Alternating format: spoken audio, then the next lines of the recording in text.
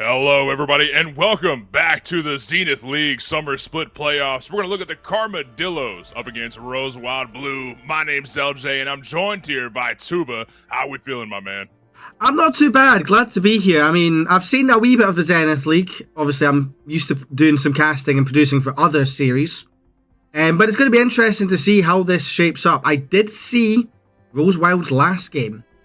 And as you probably know, good content. He's a man to watch tonight. I'm excited to see how this goes down, man. It's going to be a fun matchup indeed. I got to watch the Karmadillos just a couple days ago as they secured their spot to the match we're about to watch. And they look good. They look really good. Very confident, best of 5, and especially good content. That man is good, and he's confident as well. Content is confident. He felt really well after that set, and to see where he's at today, I mean, he's ready to go, dude.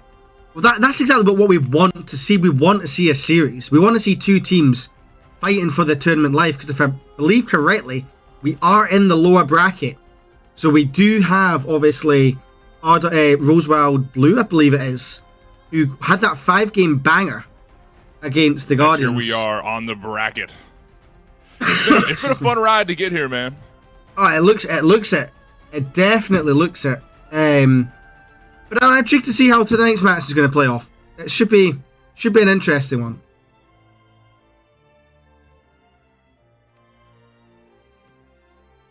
Yeah. As we are slowly making our way into the draft here in just a moment, just waiting on the players to get ready, and we'll be there in just a jiffy. Don't you lovely audience members worry. It shouldn't be too long. Shouldn't be too long now. I believe we are moments away. What kind of champions are you expecting to see, LJ?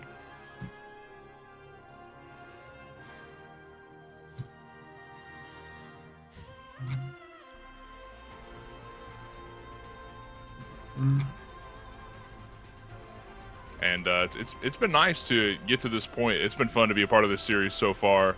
Not only Karmadillos have done well, but Rose Wild. I'm sure they're going to have to follow the footsteps of their sister team, Rose Wild Green, who just denied a reverse sweep a couple days ago. And that was really fun to watch as well. Seeing Dangerous game, although they did lose games 1 and 2, they came back in games 3 and 4 and tied things up 2-2 in the best of 5. But Rose Wild Green ended up finally coming out on top in game 5. That was an amazing set to watch. But we are watching the sister team. This will be Rose Wild Blue today. I don't. Got some big footsteps to follow. Yeah, I don't know if you can hear me now, but I don't know a lot of the lore of these two teams. Do you know anything about them or anything about the history in the league?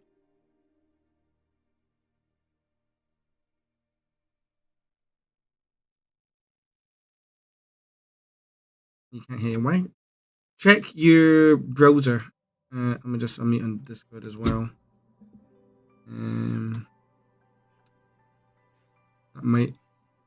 Don't know why you can't hear me in VMix. Hopefully the stream can hear me, and I'm not just talking to myself. But as someone who's new to this, is brand new to obviously the Zenith League, everything that comes along with that. Can you tell me a little about what stage we are, how's the season's gone for these two teams? Karmadillos have done pretty good to this point. It's been a good ride so far for them. They've had definitely a more solid beginning getting to this point. I feel like Rose Wild in general have had a little more rocky approaches to some games, and part of it is because of the draft. I mean, obviously you're familiar with the Fearless draft and how that can definitely impact your picks, and I feel like Rose Wild have had a little bit of an issue adapting to that. When Rose Wild can get their comfort picks, they operate smooth as butter. I mean, it looks good when they're on screen, but once they start losing some of those picks that they're known to rely on, then it's I don't know. That champion pool is almost like a champion puddle from Rose Wild, from what I've seen. So that could be something that Karmadillos needs to lean on as the set goes on. That is definitely something that's very interesting with any Fearless format. You know, when you've got, as you say, when you've got those champions that you can play that are the comfort, it's nice. You can relax. You can show off what you can do. It's when the plans start going a little bit awry, that's when we get some spicier picks. You know, I was watching a Right. series from I believe it's from another thing, with Syndra ADC. Like, it's these unique picks that you get. You know, I've seen Hecarim tops, Lulu tops as well, but that was a thing. My favourite thing as a Seraphim main is when the rare occasion you get a Seraphim mid lane nowadays. Because you never see her out with that support role, even though she's not really an enchanter. Yeah. Yeah, that's really the issue. Is, I mean, sometimes you're having to rely on, okay, I'm comfortable with this champion, but it might not be the role that they're most known for. And that's when you kind of have to adapt playstyle a little bit. Taking, like you said, Seraphine to the mid lane, not seen too often. But if you're comfortable with the champion, anything is possible. I mean, I've seen some Kennen players just completely slam lanes because they're good with Kennen. You know what I mean? Kennen support. You'd be surprised on the techs that are out there.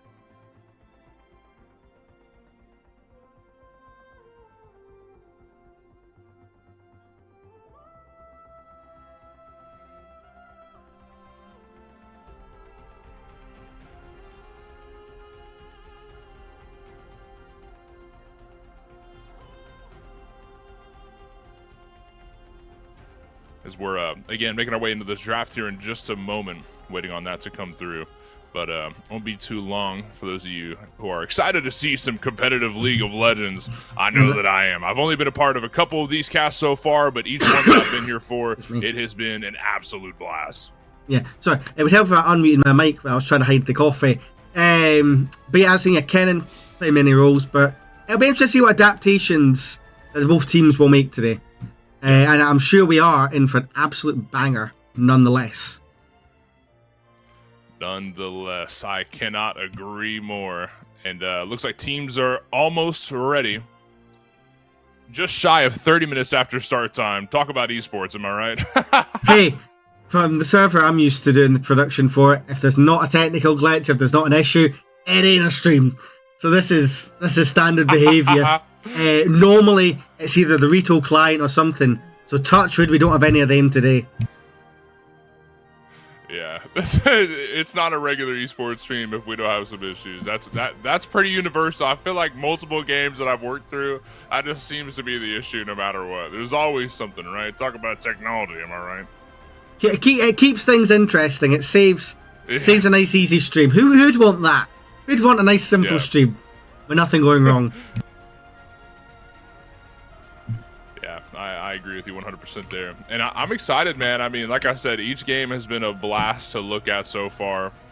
And I'm excited to see how things go. Carmadillo, especially good content, has been a fun ADC to watch as they move their way through the playoffs. We're finally in the draft phase. We don't want that one yet. We don't want that one yet. Saving that for later, hopefully. There we go. Bit of a sneak peek there. League of Friends people will know exactly what that was. But yeah, so we are going to see Carmadillos on the blue side. And it looks like the Singe band coming straight out. It looks like some of these teams have done some research on each other and are finding some pocket picks. Because Zion definitely is a meta pick that you want to take away in general. But Singed, I could argue that a little bit. I mean, I don't think Singed is bad by any means, for sure. Definitely a operating champion that can cause messes in team fights and a weird lane in general, right? I mean, we've seen Singe for years and years if you're a long-time League of Legends fan, and can just cause some weird things in lane, proxying and such. I have seen so many different versions of Singe, some of them having great success, others not so much. Excuse me, joy of the flu. Okay, so a lot of top lane bans coming through. A lot of top bans. So, I mean, definitely some respect being put on to both Reapery and Von Mill.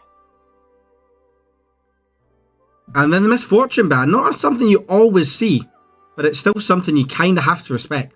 Especially when the right support, it's a deadly pick. Mm-hmm. Yeah, MF is very nice indeed. The Grievous Wounds on her 3 is very cool for sure. And you can deny some of the healing. I mean, there's not a lot of anti-heal options throughout, right? So definitely seeing that come out is, they're being denied at least, is good. Sejuani is going to be the first pick on the side of the Carmadillos. Talk about a very proficient jungler hitting the field today. One of my personal favorites in the jungle, especially if you're planning a very AD-heavy comp. It is a great champion to have in your arsenal. with the Yadara, it's going to be interesting. Okay. I'm seeing Jax for the first time in a competitive league game. I know that he's got a lot of good solo potential. It's hard to fight up against this guy in lane, especially a proficient Jax player. Maybe known for the split push here. He does have that AoE stun, so that's pretty nice in team fights. But I'm assuming he's going to be trying to do some type of split pushing threat. Yeah, Jax is one of these champions that on the side lane is an absolute menace. I just hope we don't see an Annie, because we all know what Jax and Annies are. But we are going to see the LeBlanc, one of my most hated mid laners to go against. Okay. So we're starting to see. I'm starting to see a vision here. I'm starting to see a vision here on the side of Rose Wild Blue. They're looking for a pick comp. We're trying to find specific members of Karmadillos, isolate them, and take them down in quick time. I like this comp, but I don't know. I think in the history that I've seen, specifically here in Zenith League, it hasn't always worked out. I'm a big believer of the team fight comp. You do what you can in the earlier parts of the game, try and grab your early objectives, Void Grubs, Rift Herald, what have you, maybe an early drag if the opportunity presents itself, and then start operating as a team. When it comes to about 20-25 minutes, then you group up as 5 and just run it down from there. These pick comps can work, but it's kind of a rarity in my experience. The biggest thing is, if you're going to do a pick comp, you don't want a champion like Emilio, like a Galio. These are two champions that are going to be absolutely painful to deal with. It is a Nautilus in support for RWD. I would like to have seen a Seraphine, being a Seraphine main, because the synergy with the Ashe, with the pick comp is great. Plus, as you say, you get a bit more of a team fight presence. I think if a fight goes longer than 10 seconds, it's all in the favor of the Karmadillos. Yeah, that's honestly the case here. I mean, we're going to be relying heavily on burst damage, which really isn't that bad considering you've got Lee Sin, you've got LeBlanc, and then you've got Nautilus CC to make sure that they stay in place and let that CC go through for your 2 bursty champions on the side of Rosewild. So it can work out, but overall, I think the overwhelming amount of sustained damage and crowd control on the side of Karmadillos looks really nice for them here in Game 1. Oh, 100%. I very much prefer this Karmadillos draft. A lot easier to execute. You got your double AD melee range for the Sejuani. Those procs will happen within seconds at objectives. And then on the other side, you've got the likes of the Yunara Emilio, who can stand a million miles back. I just struggle to see how you're going to get onto this Ashe. You know, a definitely good range. Yunara, sorry. Because this Yunara is going to have a lot of extra range with Emilio. Protection from the Galio. The Camille will be able to jump right into this Ashe. Nautilus better get some nice hooks, otherwise they're really going to struggle. Yeah, I think that's really what it's going to be. It's going to be a hard time finding this Ashe. Not only can she kite for herself pretty easily with slowing basics, but also you've got Nautilus, who's got crowd control with just about every ability in kit. It's going to be hard to even reach the back line for Rosewild without that, yeah. But only time will tell. I mean, I don't know a lot of these players. I know you're still quite fairly adept and seen as well, so it's going to be nice to just cast a game of League of Legends with nameplates off. Yeah. I'm so used to say, in every other server I do, I at least have an idea of what this champion can do, what this player can do. But we don't tend to get that in a server like this where I have no idea what's going to happen. But that is what makes League interesting, is you never know what is around the corner. You could get a very simple game. Let me just come back to here just for a quick second. You could get a very simple game that everyone behaves, or you get complete chaos. I'm hoping complete chaos. I am hoping for complete chaos. But yeah, I believe we are. To see when it goes down. Yeah, I believe we're going to get straight into game. I believe. Seems to be nice and quick with the loading in. So, do you think we're going to get an invade? That is my question. Haven't seen it so far. And honestly, I maybe with the amount of CC that's available from level 1, I mean, Jax, if he starts his E, you've got Lee Sin to be able to like dive in quick. Nautilus has a hook off the rip.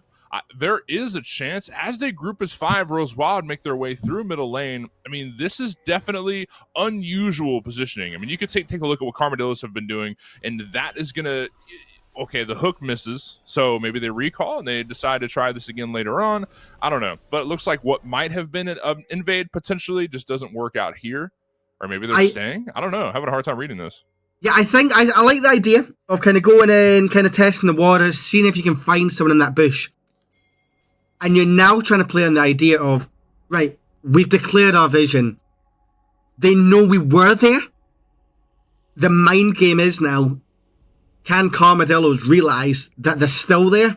Because this Galio, if he gets this this Lee Sin, LeBlanc, and I believe Nax there as well, yeah, on the Ashe, all of them jumping on at level 1, could be a different story, but they are just going to try and invade onto this red buff for this poor, unsuspecting Sejuani, who's got absolutely no vision of this, and will know now with the ward going down.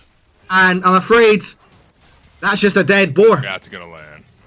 Oh, that's unfortunate. I think it makes sense, though, because sending Sejuani back like that is going to hurt her clear. Sejuani already has a hard time in the jungle compared to other champions that can just clear through these camps no problem. Sejuani's a little bit slower and relies on ganks to stay online. So, yeah, I think that's a really smart play from Rosewild to set them back and put Rosewild in lead a little bit here.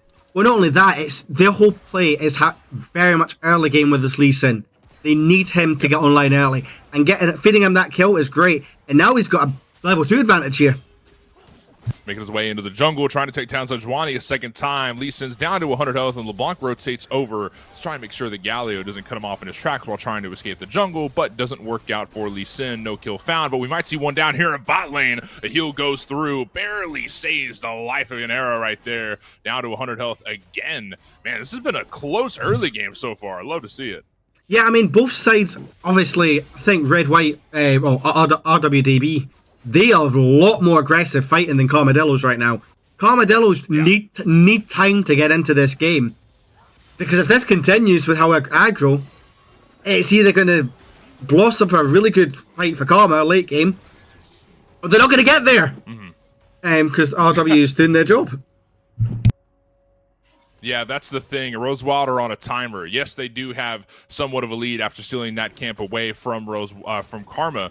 But, I mean, they need to keep this snowball moving. Otherwise, that snowball is just going to melt in the heat that Karma can put off once we get later on into this game. So the timer is ticking. What can you get from there? Of course, we're only 3 minutes in, so not a whole lot you can do at this point, other than maybe a couple kills in lane. But we're waiting for first drag to show up, waiting on more objectives to come out through the map. Maybe we can get started through there. If not, lands a hook, followed by the Q from Ashe. Able to find a kill. Down goes Milo, and that's another kill going towards Karmadillo. Oh! With a knockup through, and Lee Sin is unsuccessful with the dive under the tower. Another kill, this time going towards Karmadillos. Well, we almost saw just before that, this Galio fight against the LeBlanc. He is going to be vital for any success Karmadillos are going to have. Because it's going to be his job for when the Sejuani and the Camille go onto that backline to follow them in. But also as a safety net for the Ashe and the Melio, because as we just saw, the Yunara and the Nautilus even, because as we just saw, I'm getting the teams mixed up, it's been a long day, the Yunara and the Melio even, yeah. Because if he's not there, Nautilus is going to get some nasty hooks. We've already seen he's not missed so far. Yeah, he's been solid with it so far. I mean, that's what really separates a good Nautilus player from a great Nautilus player. And so far, it looks like this one is pretty nice as we're still continuing this game through 5 minutes in, 2-1. Rosewild do have a small lead, about 1,000 gold, a little bit less than that. It's not showing too clearly with itemization just yet, but if they can keep the snowball going, maybe a couple more successful ganks from Lee Sin will make sure that they can run this early game well. But Karmadillos need to stay put, keep farming, maintain CS, and I'm sure they'll come out on top once that time starts going down. Well, that's just it. I mean, we can see all this gold at the moment is on the Lee Sin and the Ashe. But Big Man is doing a great job in the mid lane. Oh. And it looks like something just happened. They gave us 2 minutes. Oh, we're back. Leads at the moment, and we're... Oh, bloody hell. Don't know what happened there. Indeed is 3-on-3 down here in bot lane. Sejuani trying to peel for the bot lane to make sure that Nod or Ashe can't pick up another kill. The dragon is getting touched up by Lee Sin right now. Sejuani is around, but Lee Sin can't do this burn by himself, I don't think. Ashe needs to rotate over before Lee Sin ends up dying to this dragon. But lurking in the corner, Sejuani trying to cut her off, and the flash goes in, followed by the knockup, and lands everything else to follow. Down goes Ashe. Nautilus might be next on the chopping block, down to 200 health. Sejuani's looking for the dive, able to find the stun. Just a little bit more damage will find the kill, but it is not found. Nautilus lives, but Ashe cannot say the same. Another kill going towards Carmadillos. Wait a minute, Lee Sin just soloed that drag? Yeah, I mean, I like the play from the Sejuani. You need to get something going in the lanes. But you lost quite a lot for that in terms of this dragon. And a Mountain Soul, especially for Sejuani, the Galio, that would have been quite nice. So not the Mountain Soul, the Chemtech. Even still, shields are going to be the name of the game today. But let's just see. We've got an Ocean Dragon coming up. Let's see if they can get that one. That is a very good soul to have on your side. That is huge for Rosewild as they look to dominate this early game. That's humongous play. Honestly, did not think Lee Sin had it in him. I was not familiar with this game, but apparently he knows ball. Lee Sin's not a champion that I have a lot of experience. I must admit, I have done a venture into jungle more recently. I'm much more familiar with Sejuani, and looking in for this gank right now.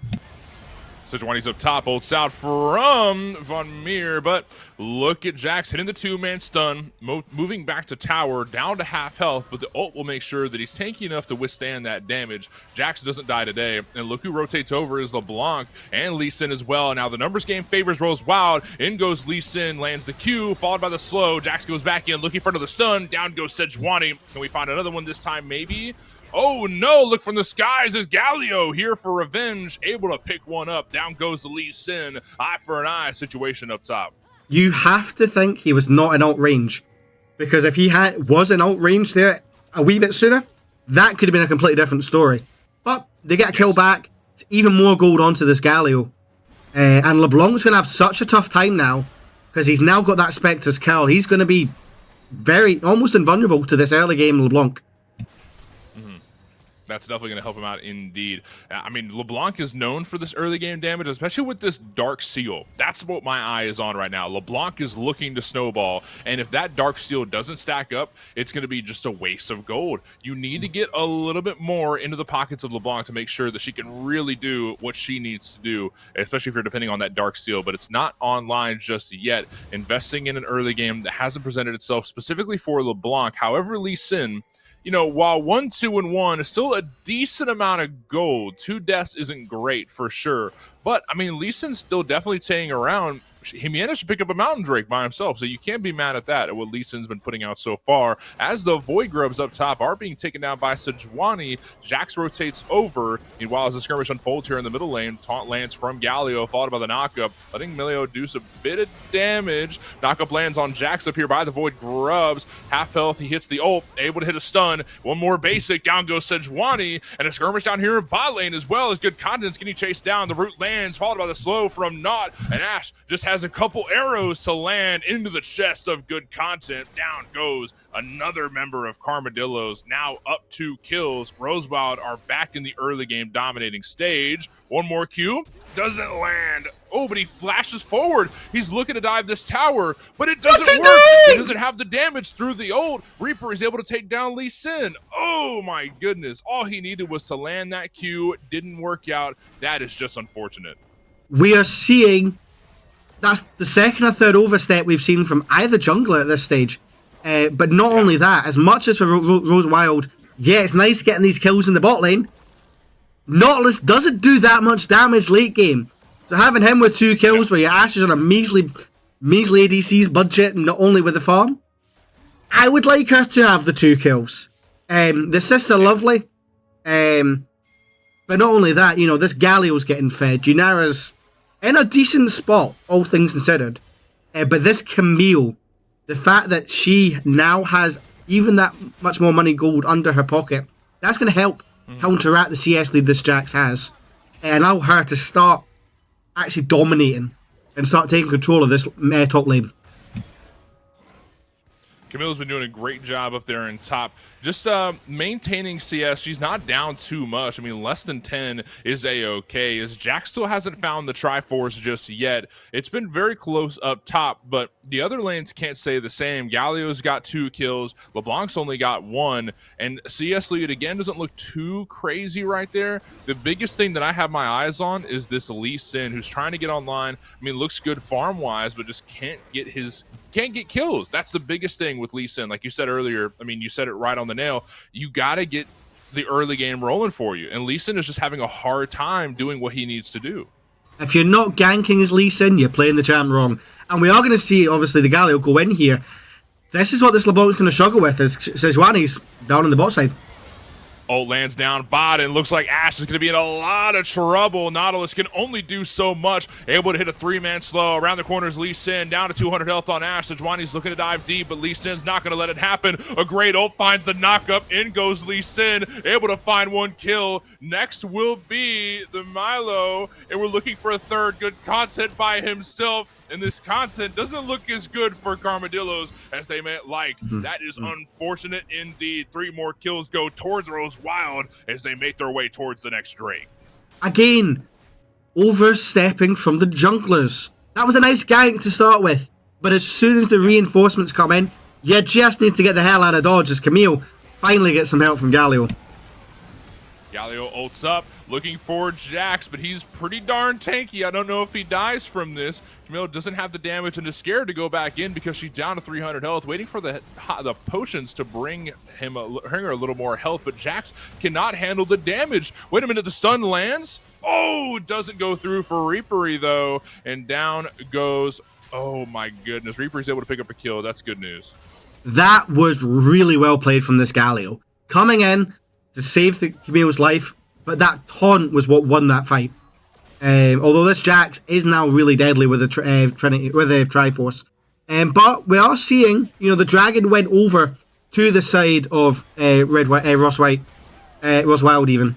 And that's a bit scary now. That's 2 dragons now for the team with the early lead.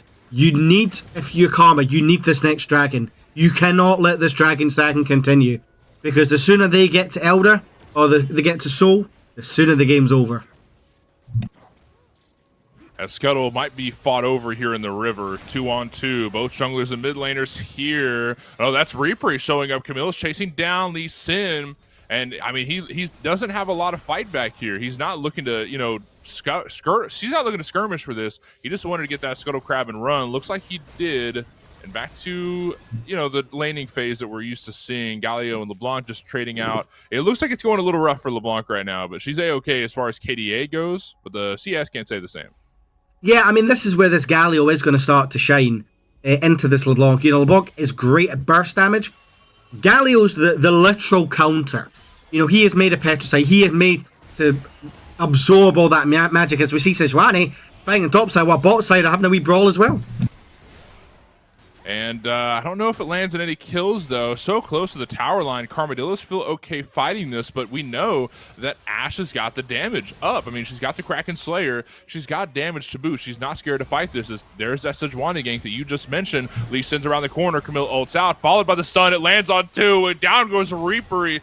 Man, that's a hard-hitting lamppost. Good lord, the damage is online for Jax. He's got the Triforce, and he's got a W to follow through. Good gravy, that's some damage. Just imagine if he had an actual weapon. And Sejuani's not done yet. She's in a really rough spot, but she might get a double here. You see the kill going off to Jax. She smites him. Go on, Sedge. Go on. Go on, yeah, it goes. Sun lands. Oh my God. Talk about an unfortunate dive. You said it again. The overstepping from the junglers is just too much. I mean, that changes the game for the Karmadillos. You know, this Sejuani, she has been on the back foot since level 1. She's not had any chance to kind of take any control of any jungle. The gank she's tried to do, 9 times out of 10, everyone else is there. So to get a double kill all in her pocket, not only of the Jax, but of this Lee Sin, is mega! And it's going to give her that Sunfire Aegis. I would like Heartsteel, but Sunfire's a really good build in this comp. Yeah, it is. I'm definitely in agreement with you there. Sunfire Aegis is a very nice item indeed, as well as the plated steel caps to deny any early game damage that Lee Sin has to boot. I feel like those steel caps might have saved Sejuani's life as he dived into the tower up there in top. As Rift Herald is being hovered by 3 members of Karmadillos, in goes LeBlanc trying to find a route, waiting on Lee Sin to maybe find some damage as well. In goes Lee Sin, but he might not be tanky enough to handle all that. 4-on-3, Rosebud have a numbers advantage, able to pick up one on Galio. Sejuani having a rough time operating here, getting focused down by Lee Sin and Jax. And down goes Sejuani as well. That's 2 kills picked up for Rose Wild as they make their way back towards Rift Herald and look to take that one down. Problem for Karmadillos there. I mean, that will be feats of strength over to Rose Wild. But the problem for Karmadillos in that sense is you've got, 2 tanks in that fight against 3 really strong damage dealers in the Jax, Lee Sin, and LeBlanc. They all want to do damage, but you've got nothing to give it back. And that Camille can't really get onto the back line. She's not online yet. He's taken a while with that Rift Herald. That was stealable. But either way, that's feats of strength. They're not going to complain. The ult lands out from Camille, locking Jax barely out of range of the tower, but in goes Lee Sin from around the corner from Reaper's own jungler, just trying to distract, I feel like was the case there, because Lee Sin just took a lot of damage in that. Ult goes through, but, I mean, are they going to fight this 2v1? Both Vaughn and Lee Sin are low on health. I don't think they handle Camille, so they decide to back off, and that's probably the smart move. We are 16.5 minutes into this game. It looks like Rosewater are up 3 kills and 2k gold, along with 2 Drakes. The early game's in their favor, but Karmadillos aren't locked out of this nearly yet. I mean, we see here, look at this Galio. He's not a damage dealer, especially with obviously that magic Sunfire item. I just wonder if you're Rosewild. I mean, this dragon going over the Karmadillos is going to be huge in the context of the game. It stops the dragon stacking. It gives the Sejuani and the Galio even more resistances. And it's going to allow this Camille to be a bit more aggressive. They are going to pay a turret for it. That ult makes it worth it. The stun lands and down goes Nock. It looks like Nautilus might be in trouble as well. Sejuani's having no issues taking that tower away, and good content has damage for days. Down go both duo laners as we see a skirmish up top. Lee Sin diving towards Reaper, finds the slowing down Reaper, waiting for Vaughn to catch back up, but down to 500 health. Reaper is under the tier 2 and feels a-okay. However, they were able to take the tier 1, but Galio's around the corner, but Karmadillos take down that bot lane tower. 21 kills amongst the Rift, and we're not even 20 minutes into the game. This is an absolute bloodbath of a game. But it's always game 1. You either get teams are going to be really cautious, or they're going to come out swinging. They've both come out swinging right now. Yeah, they are, man. It's great to see. Love to see this much action. I mean, you talked about how this was expected with the early game going towards Rose Wild. They need to get online fast, and that's what we're trying to do with the Lee Sin. Uses the ult to push away Reaper. Does not want to get chased out of the enemy jungle, so trying to provide some safety. It works out well. And back to the farming game. There's a couple members from each side grouped up in middle, but there's not any objective to fight over. Rift Herald's already been taken down. Drake just got slain as well. So we're either farming or killing. These are the 2 things we do right now. Well, that's just it. And if we're talking about farming, both ADCs are about even, and at least CS numbers. But the number I'm looking at is that big blue bar of 1.4k in favor of this Yunara. Yep. She is a hyper carry. She is going to get hyper at some point. She's got the Kraken. She's got the Runans. I fear there's a big pointy sword coming out next. Yeah, I definitely cannot argue with you there. This Yunara is just so strong, dude. And she's got 4 kills. I mean, not a CS lead, but barely behind Ashe. Both carries are going to be the make or break for this game, I believe. We haven't seen a lot of skirmish between them and the top laners yet, but once we start grouping up as 5, even if Jax decides to group with 5. We know Jax is a split pusher, so we'll see how that goes as the game goes on. But right now, with 20 minutes in, looks like we have 3 from both sides here in middle lane. Jax finally rotating out of top, looking to maybe find a stun on the couple grouped up members here in mid. But around the corners, Reaper, the numbers game favoring Karmadillos should Rosewild decide to engage in. But they realize that they might be a little bit too deep without a numbers advantage. They decide to back things up. Now, this is where it gets interesting. And the dancing shoes have to be put on. The ultimate throw of a game Atakan is up. Problem is, for Rose Wild, yes, you're ahead. You lose this, you lose the game. Simply because the scaling team has the massively scaling objective. Right. And right now, I don't think you've got enough damage with this Ashe being so far behind to try and burst it. And we're going to see this Sejuani get right on to Sus. No way. Trying to get online here. Lee Sin looking for another kill, but not a lot of damage that can be done to this Galio. Wait a minute, but he's still fighting back. But the taunt lands, and down goes. Actually, huge play. Barely alive. Yeah, Sejuani's able to take that down. Lee Sin finds revenge on Galio, though, and the team fight unfolds by the Otacon. A lot of low health bars on both sides. Down to 100 health is Lee Sin, but able to heal away through the smite. And Sejuani dies back in, taking down Jax. Down are 2 members of Rose Wild, chasing down a third. Knocks Shirley in trouble. No appeal from Not nearby. Down goes a third, looking for 4, but might just give up on the chase to go for Otacon instead. Sejuani says, no, I'm hungry for more. I'm not finished. I'm looking for more, and down goes Lee Sin. 4 dead bodies lie in the bot lane, and Nautilus can do nothing but watch as his friends have been slain. The Otacon will surely go the way of the Carmadillos. 4 for a Galio there. 4 for a statue, and I think they'll make a statue of him, because he created that play with that knock-up after Sejuani went in. But as we just said, this Atakan is going to flip the script of this game. The Carmadillos, they're showing up right now, and Rose Wild will need to go back to the drawing board, because that is a massive objective to the side of the Dillos. For the first time this game, Carmadillos are in the lead of the 22-minute mark thanks to that massive team fight, and the Otacon to follow. 22 minutes in, 2 kills go towards Carmadillos. They're up 14-12. They're up almost 1,000 gold, about 500, and guess what just spawned? It's the next Drake, as both teams look to decide who is going to get this objective and continue to rock the game. Will Carmadillos maintain their lead, or will Rosewild have something else to say about it? As Nautilus is here, just kind of standing around, making sure that there's vision.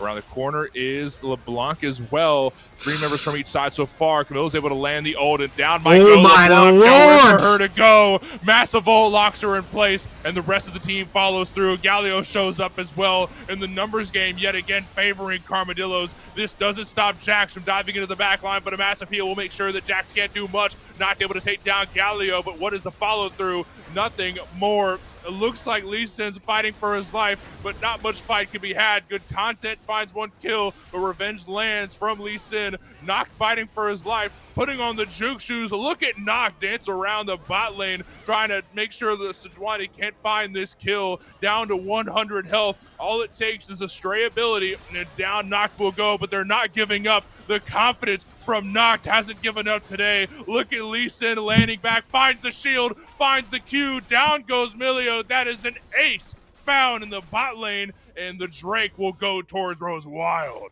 That is a big, big fight. You know, that swung about 100 times. The problem was there, Sejuani tried to go after the Ashe. The problem was Yunara was too busy trying to kill the jungler. So you had 2 people on opposite sides. The Lee Sin did manage to get onto the Yunara, shut her down before the fight could even start. And that just let this Ashe and Lee Sin absolutely just flip the fight. Milio can't really do much, especially when he's full enchanter. And this Sejuani is a full tank Sejuani. So she deals very little damage unless she's got her pals there. And unfortunately, they were all on a grey stream. But that's now 3 dragons, soul point for Rose Wild. Carmen needs to start stacking. Unfortunately, that might be the last time that Noct can handle this Sejuani, because look at what Sedge is going to build next up. That's going into Thornmail. That is bad news for Noct. That is the last thing that Noct wants to see. I mean, we've seen it since the beginning of Ash's build. She's targeting this Sejuani. That's the last person you want alive on their team, because while she doesn't do as much damage as maybe a hybrid Sejuani, she still has damage to boot. She's got a whole lot of crowd control to work with, and she's got a team that's willing to follow up on these huge engages that can just burst down Noct so fast. So you need to eliminate this Sejuani. That's the goal for Noct. But with Thornmail in pocket for Sejuani, that's going to be so hard for Noct to do. Sejuani's going to be a problem, but for me, the biggest problem that Rosewell will have to deal with is this Yunara. She now has that IE. She's going to do so much damage. And this LeBlanc, she might be 2-2, but we saw in that last fight, she got popped within a split second. I don't know what this LeBlanc will bring if you can't get onto that backline. And see, this is Sejuani right in the jungle. Lee Sin, it's caught, does get stunned, goes back to the ward and hovering around. I think he wants to fight this. You could tell he wants to fight, but again, the numbers game favoring Karmadillos as Galio walks up in lane, does have ult ready, and around the corners Camille as well. Reaper ready for a fight. And Jax is all the way up top. I don't know. I mean, it looks like there's so many split up members. Camille lands the ult. What happens from here? Not gets bursted down quick. Down goes Not, and that's surely got to be the team fight from there. Health bar is just being dropped across the board for Rose Wild. Town go 2 as Not and Ashe are in the grave going for the tier 1. And maybe not stopping at the tier 2, but maybe they go back and find more somewhere else. Maybe going for Lee Sin as Sejuani shows prio towards that. Dashes through the wall. In goes good Tauntaun as well. But, I mean, we're going for split targets. Can we kill anybody if we're split up like this? I think they can, because good content is doing so much damage. I mean, that stun there is... That's the power of the Sejuani. However, we're going to see Sus live, and good content has to be careful here. Sus lives. He's alive. He's down to 100 health, but he's alive. Sejuani dives back in. The shield lands for Sus, and he's trying to escape here. Maybe get a bit of damage off before he dies, but Janir makes sure that he dies in quick time. Looks like Vaughn is on the run as well. A little bit of overstaying from Rose Wild, especially because they're down 2, but just showing back up is Not and Nautilus. So what can we do from that's there? A bad Down one. Goes Sejuani? No way, dude. That changes the state of play. At that stage, you're thinking, great, you've got the jungler ups, 2 seconds. Retail clients at its best. It will give me 30 seconds, and we will load right back up. It wouldn't be a retail stream without that. But yeah, so we just saw there, obviously, both junglers falling. If you're doing that, you just have a massive, massive team fight win. You get that tier 1.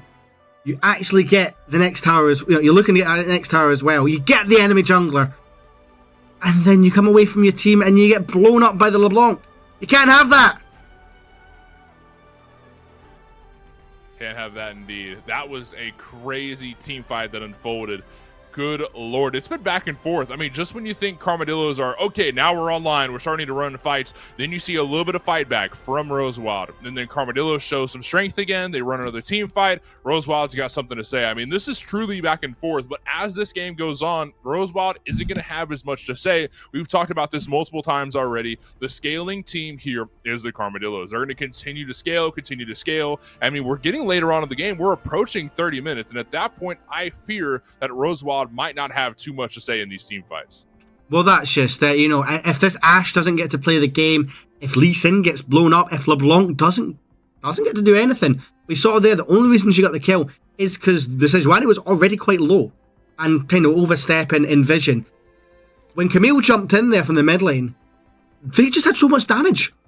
As we've said multiple times, the team fight is in favour of the Karmadillos.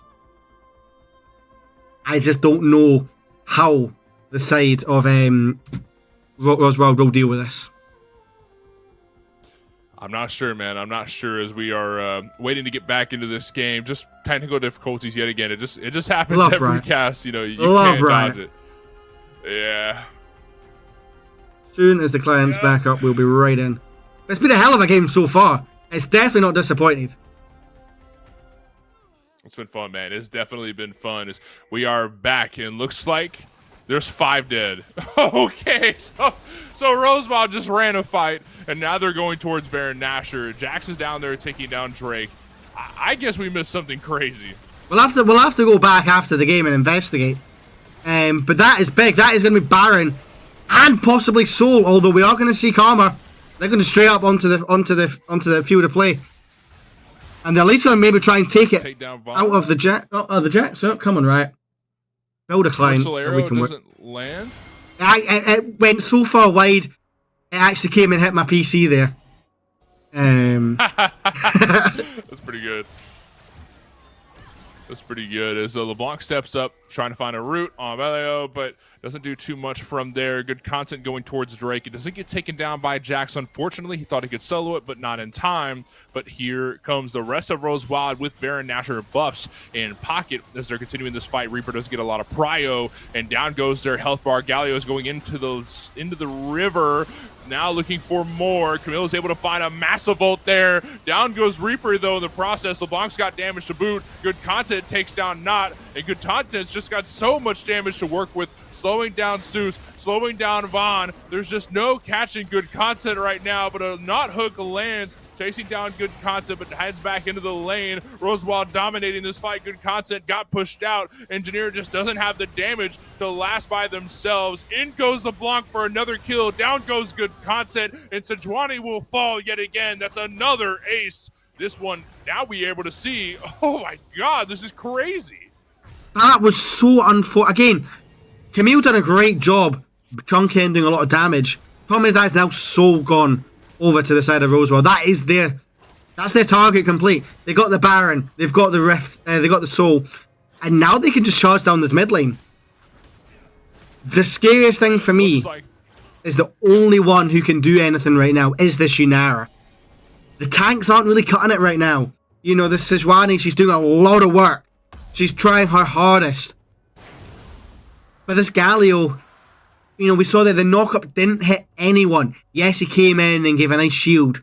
The whole power of that Galio ult is you come down right in the heart of a team fight and you create that CC for everyone to play off of. We didn't quite get that time. So let's see if they can fix it, because this next fight, you know, we talked about previous fights being game winners. They lose this next one, it's game losing. Yeah, Carmadillos cannot afford to keep losing objectives like this. Now that they're down 7k gold, Reaper fighting off Ponzi, and Ponzi's fighting for their life, and goes Sejuani. Down goes, wait a minute, Ponzi turns it around and takes down a Reaper. That is huge. This is another kill going towards Rose Wild as they maintain this 8k gold lead, up 7 kills as well. Split pushing on bot side. Galio trying to fight off Vaughn, going towards this bot lane tier 2 tower. Can we take it down, though? We'll find out in just a moment as the skirmish unfolds in the jungle over by top side Karma side of the river. As the rest of Rose Wild press forward. Good concept down to half health. Crystal Arrow barely off the mark, but Sejuani's able to hit the massive stun. Rooting one in play. Zeus is in trouble. In goes Ponzi yet again. Takes out good content. Janir is in trouble as well. Look at Vaughn just continuing to split push down this bot side, and the rest of Rose Wild hovering around the mid lane next inhibitor turret. Looking to take this down, just waiting for an in. Ponzi having the burst. In goes Not. Lands a hook. Followed by the Not ults. Wait a minute, what's going on here? Not's able to get the big damage out, but Sejuani's just soaking it up. Eventually it gets squished though. Down go 2, down go 3, and Norway's dead as well. That's all 4 dead again, and a lonely Reaper around the inhib, fighting off and looking for a kill. Able to take down Knock, but dying in the process. I don't think that stops this game at all. Rosewild are going to be walking away with game 1. We saw there, you know, the Yunara, as soon as she falls, Karma's hopes are done. She's the only one with any kind of damage. I mean, she gets a 1100 gold shutdown. But folks, that's just game 1. Hell of a game to start from Rosewild.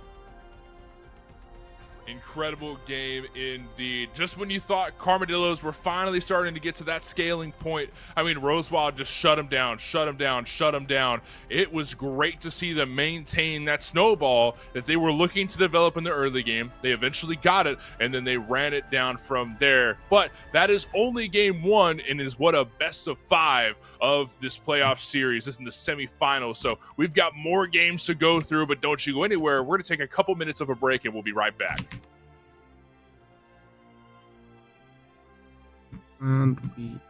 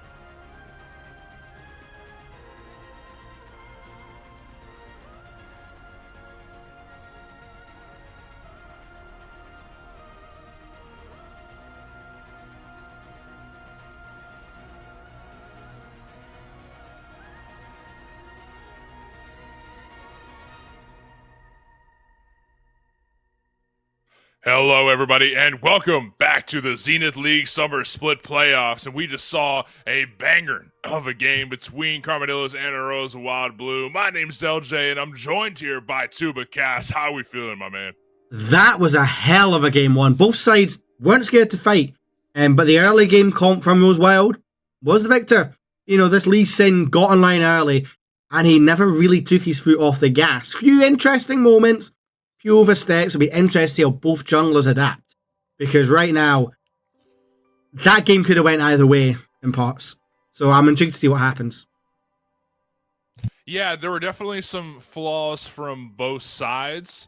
I think that the flaws from Carmadillos outweighed the flaws from Rose Wild, is what it came down to. Carmadillos just sacrificed a little bit more at a couple different occasions. Some ganks didn't work out too well for Sejuani, and then one thing led to another. The snowball developed for Rose Wild, and they ran it down from there. Carmadillos did have some good team fights. I mean, there were like a couple that I can think of off the top where it's like, dang, Carmadillos are starting to come online. But then Rose Wild comes back, shuts them down, comes back, shuts them down. LeBlanc damage finally showed up, and it deleted people. I mean, good content was fearing the damage that LeBlanc had just out of every single team fight past the 25-minute mark. It was crazy to see.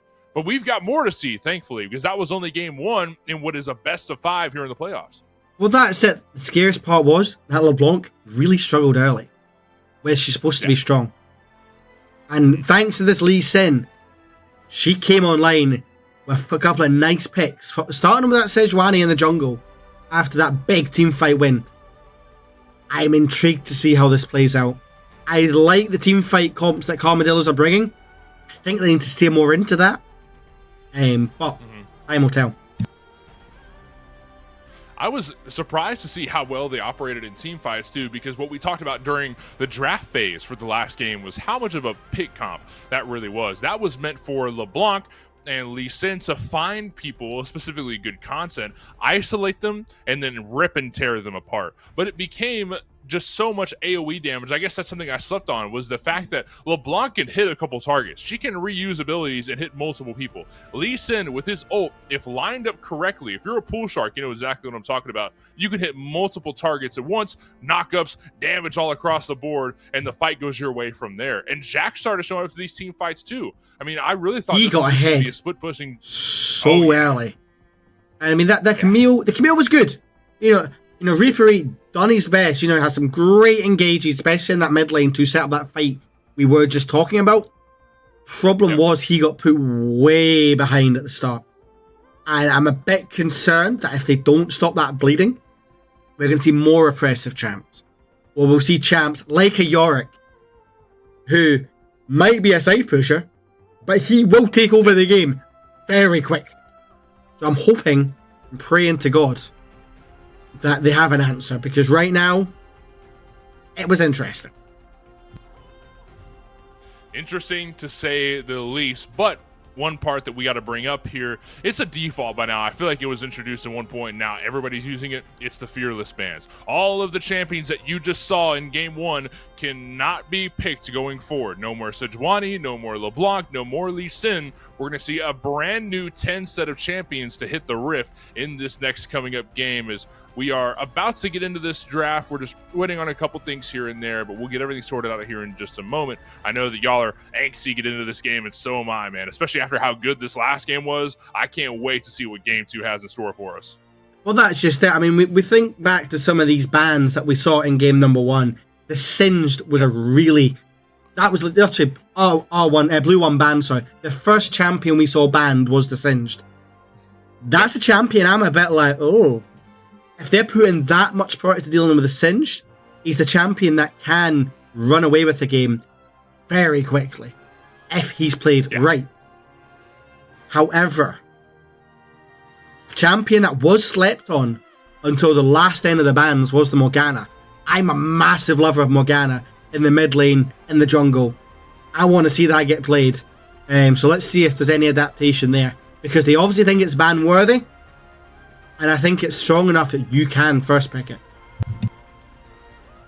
And I almost wonder if we will see that from maybe the support for good content, because obviously a little bit squishier as far as the supports go. Maybe not as squishy as, like a Soraka, Seraphine, something like that, but not a traditional tanky support like you're used to seeing from like an Alistar, a Braum, or a Nautilus, something of that sort. So I'm almost curious if we'll see that on the other side. I don't know. I'm not so sure how this will go down. I'd love to see a Morgana somewhere in this. I mean, yeah, definitely a jungle pick is great. You've got crowd control there. You've got good damage if you want to take her. The clear is insane. Also as a support, yeah, the clear is really good, but that Black Shield, I think, is so slept on. Up against the right comp, and you're able to peel so successfully with Morgana's ultimate. I honestly think she's a great pick here going into this next comp, seeing how draft goes, of course. Yeah. Hear me out in this comp. This is one of my personal favorite comps. Ideally, would love the Sejuani, but we don't have the Sejuani, so we'll adapt. Renekton top lane, someone who can brawl, can fight, especially for Reaper. We've seen he wants to engage, but he needs a champ with slightly more agency. So once he gets that 3, he can fight a bit more. Something like an Amumu. You've got lockdown, you've got clear, you've got everything you need that we saw them try and do. They just couldn't quite get it off with the Sedge because he was trying to do too many things at once, trying to gank, go in too deep. You're Mumu, you go in, you out, your team can converge. Mm-hmm. Then we're gonna skip mid for now and jump to bot lane. We saw the Misfortune get banned. If that somehow gets through, I'd love to see it paired with that Seraphine. Just think of this engage. A Mumu Q bandage toss going right in, smacks the Curse of the Sad Mummy. Later that with a Seraphine ulti to pull everyone back, and the Misfortune just opens up with that bullet time. You could put anyone in mid lane there. Have a Veigar for extra kgs. Have the Morgana for just that extra bit of damage and lockdown. Or you could go even more illegal and have an Akali or something. Now that would be interesting. It would be interesting indeed. And I love, so this idea that you've put together, it's very team fight oriented, right? And I feel like that's where we see the most success, especially when it comes to fighting over objectives and everything of that sort. You're fighting for these big objectives with a team fight oriented team. And that's a little bit different from what we saw from Rosewald. I'm sure they could put that together, and it doesn't seem too out of the ordinary, because think about it, their sister team, Rosewald Green, was really big on team fight oriented team comps during their most recent set that was played just a couple days ago. I was there to cast as well, thankfully. They had a lot of team fight oriented comps, so if they take just a couple notes from their organization related team and put that into their own 5, that could work really well. I think that'd be dope to see. Well, that's just it. This is where these organizations, you've got that help between the teams. Over in the League of Friends, we have a dynasty called the Cudders. They've gone from everywhere, from our own in-house to a sister tournament that we all take part in, called the Mini LCS. They've won the Mini LCS, and then from there they started a dynasty. Mm-hmm. And it's with that you can help the players in the lower brackets and the lower people, and that's really important to see. So it'll be interesting to see how they do moving forward, and whether they can take what they've learned from one team and put it into the other. Yeah, and I guess we'll find out who learns what as we eventually make our way into the draft phase. Just waiting on everybody to get in here and get this thing started. But yeah, man, it's been great so far. It's been an absolute blast to see how Game 1 went. I'm excited for Game 2. Well, that's just it. I mean, flip on the other side. If you're the side of Rosewild, you want to either keep doing what you're doing, or are you adapting?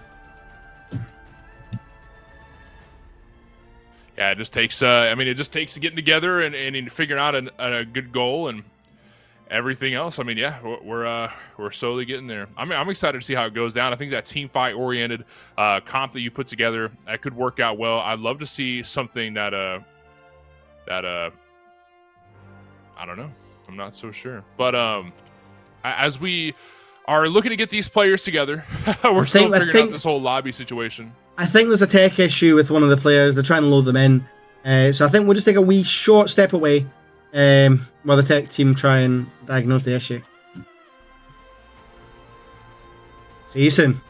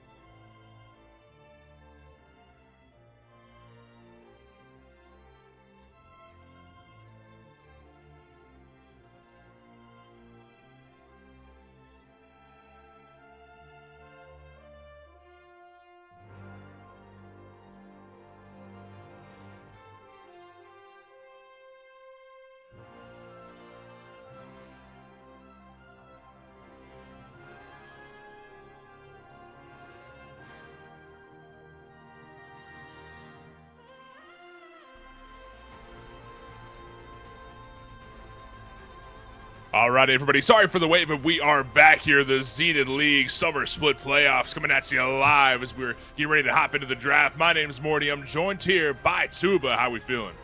Glad to be back. Yeah, a few tech issues now resolved. And I believe we're very close to getting into draft. I'm intrigued to see what both teams are going to play here. You know, we did see last time it got a bit spicy with Lee Sin, with his burst comp. Are they going to go right back down that stretch, or are they going to flip the script? I can't wait to see. I can't wait either, man. It's been great. It's been a great set so far as we're making our way through here in just a moment. We've done a lot of theorizing right over here. We've done a lot of talking, a lot of contemplating what we might see, but I think it's finally time to see. Well, that's just it. I believe we are just waiting on them reorganizing in the lobby, and then we can get this show on the road. We said last time, obviously, great performance from certain players and all that. You know, this Lee Sin on for Sus, and then Ponzi's LeBlanc. Be interesting to see how that turns around. Yeah, I wonder if we're going to see a squishier jungler this time going towards the same route, or maybe we see a tankier option come through to try and fight off the tanky option we saw from Sejuani. I don't know. I mean, definitely curious on how these champion pools are lined up. I did a tad bit of research going into this on the players, but it looks like, I mean, things were kind of all over the place. We're probably going to see a little bit more assassin mid from Ponzi. You know, used to having somebody who's very mobile, can leap around and kind of make sure they don't stay in one place too long in team fights. Mobility can be the name of the game to try and escape these bigger ultimates and everything else. You know, you're not going to get locked down by Sejuani unless you're caught off guard. If you're somebody like Ponzi uses LeBlanc, you're able to leap out and create distance pretty quickly. And something tells me we'll see something similar like that from Ponzi here in this coming up game. But yeah, I guess we'll find out when we get there. There's so many good assassins left open, you know, and there's probably some other picks that he'll have up his sleeve. Yeah, I'm just intrigued to see what we're going to get. I think we're going to get a very, very interesting draft. Because both teams know how they play now. And we are going to get straight into game number 2's draft. Yes, we are. Finally, it's been quite some time. I'm excited to get here, and we'll see who is going where. What champs are going to hit the rift as Set is banned away. A lot of top lane bans, I'm sure, going to come through this time around. Reapery is a known top laner throughout the Zenith League, a name that sits in the nightmares of Rose, Wild, Blue, and Green, and all the other opponents. So as more bans come through. Okay, this is another one too. Good Content is very familiar with his Twitch pick. If you watch his rank games, he plays Twitch all the time to just run it down. Now, he doesn't use it too often in competitive, but I guess the research from Rosewild paid off, and they know that he's comfortable with that Twitch pick. So to take it away is not a big surprise. If you want to play a team fight comp, Twitch is not a champion you want to see. You know, that spray and pray can do some serious damage in a fight. But the Sin's respect there, the Ambessa for that pick in the top lane. But Zahen, that's twice we've seen him banned. Neither side wants to give him over. So I'm surprised to see from the blue side. Because you obviously get this first pick. And it's a Zeri on blue one. Okay, you've got good damage there. Daenerys picks up the Amumu in response. That's they're not doing it, right? As far as they're not doing it. They won't listen to the stream. And they're not going to do my comp, right? Surely not. Well, I guess I mean, hey, that's step one done. You've got the Amumu, the curse. That's step 2. Oh! That's step 2. Nah. No way. The MF comes through as well. Okay, I mean, the team fight already looks solid. Just 2 champs and Armadillos look really solid when these team fights come around. Xin Zhao joins the fight this time for Rose Wild, and that's a good one as well. I'm a little confused on how it fits in here. I mean, you've got decent ganks for sure. A team fight will work out as well. Ponzi picks up Baram. Okay, now things are starting to form here. Well, that is just it. You know, they are starting to form. The Braum is a really good counter for this misfortune. And yeah, it's going to be interesting. Okay, Ahri. I'm sure that will probably go towards... Yeah, I think the Ahri makes sense here. This definitely will add up going towards Norway. Okay. Akali gets banned away. We'll take that away and make sure that doesn't go towards Ponzi. That makes sense. Like I said, these assassin mids aren't too unfamiliar for Ponzi, so taking away Akali adds up. Gragas as well. That's an interesting one. Yeah, I mean, Gragas is a powerful pick. You always do damage, but I like the Akali Rengar. Or the Akali Renekton even. Really good picks.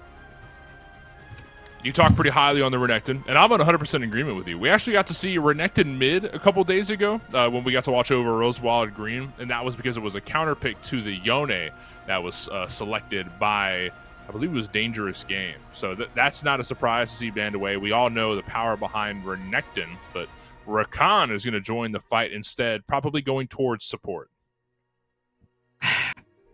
The Rakan, I like the idea of, especially when you need to disengage. You know, the quickness can do a lot.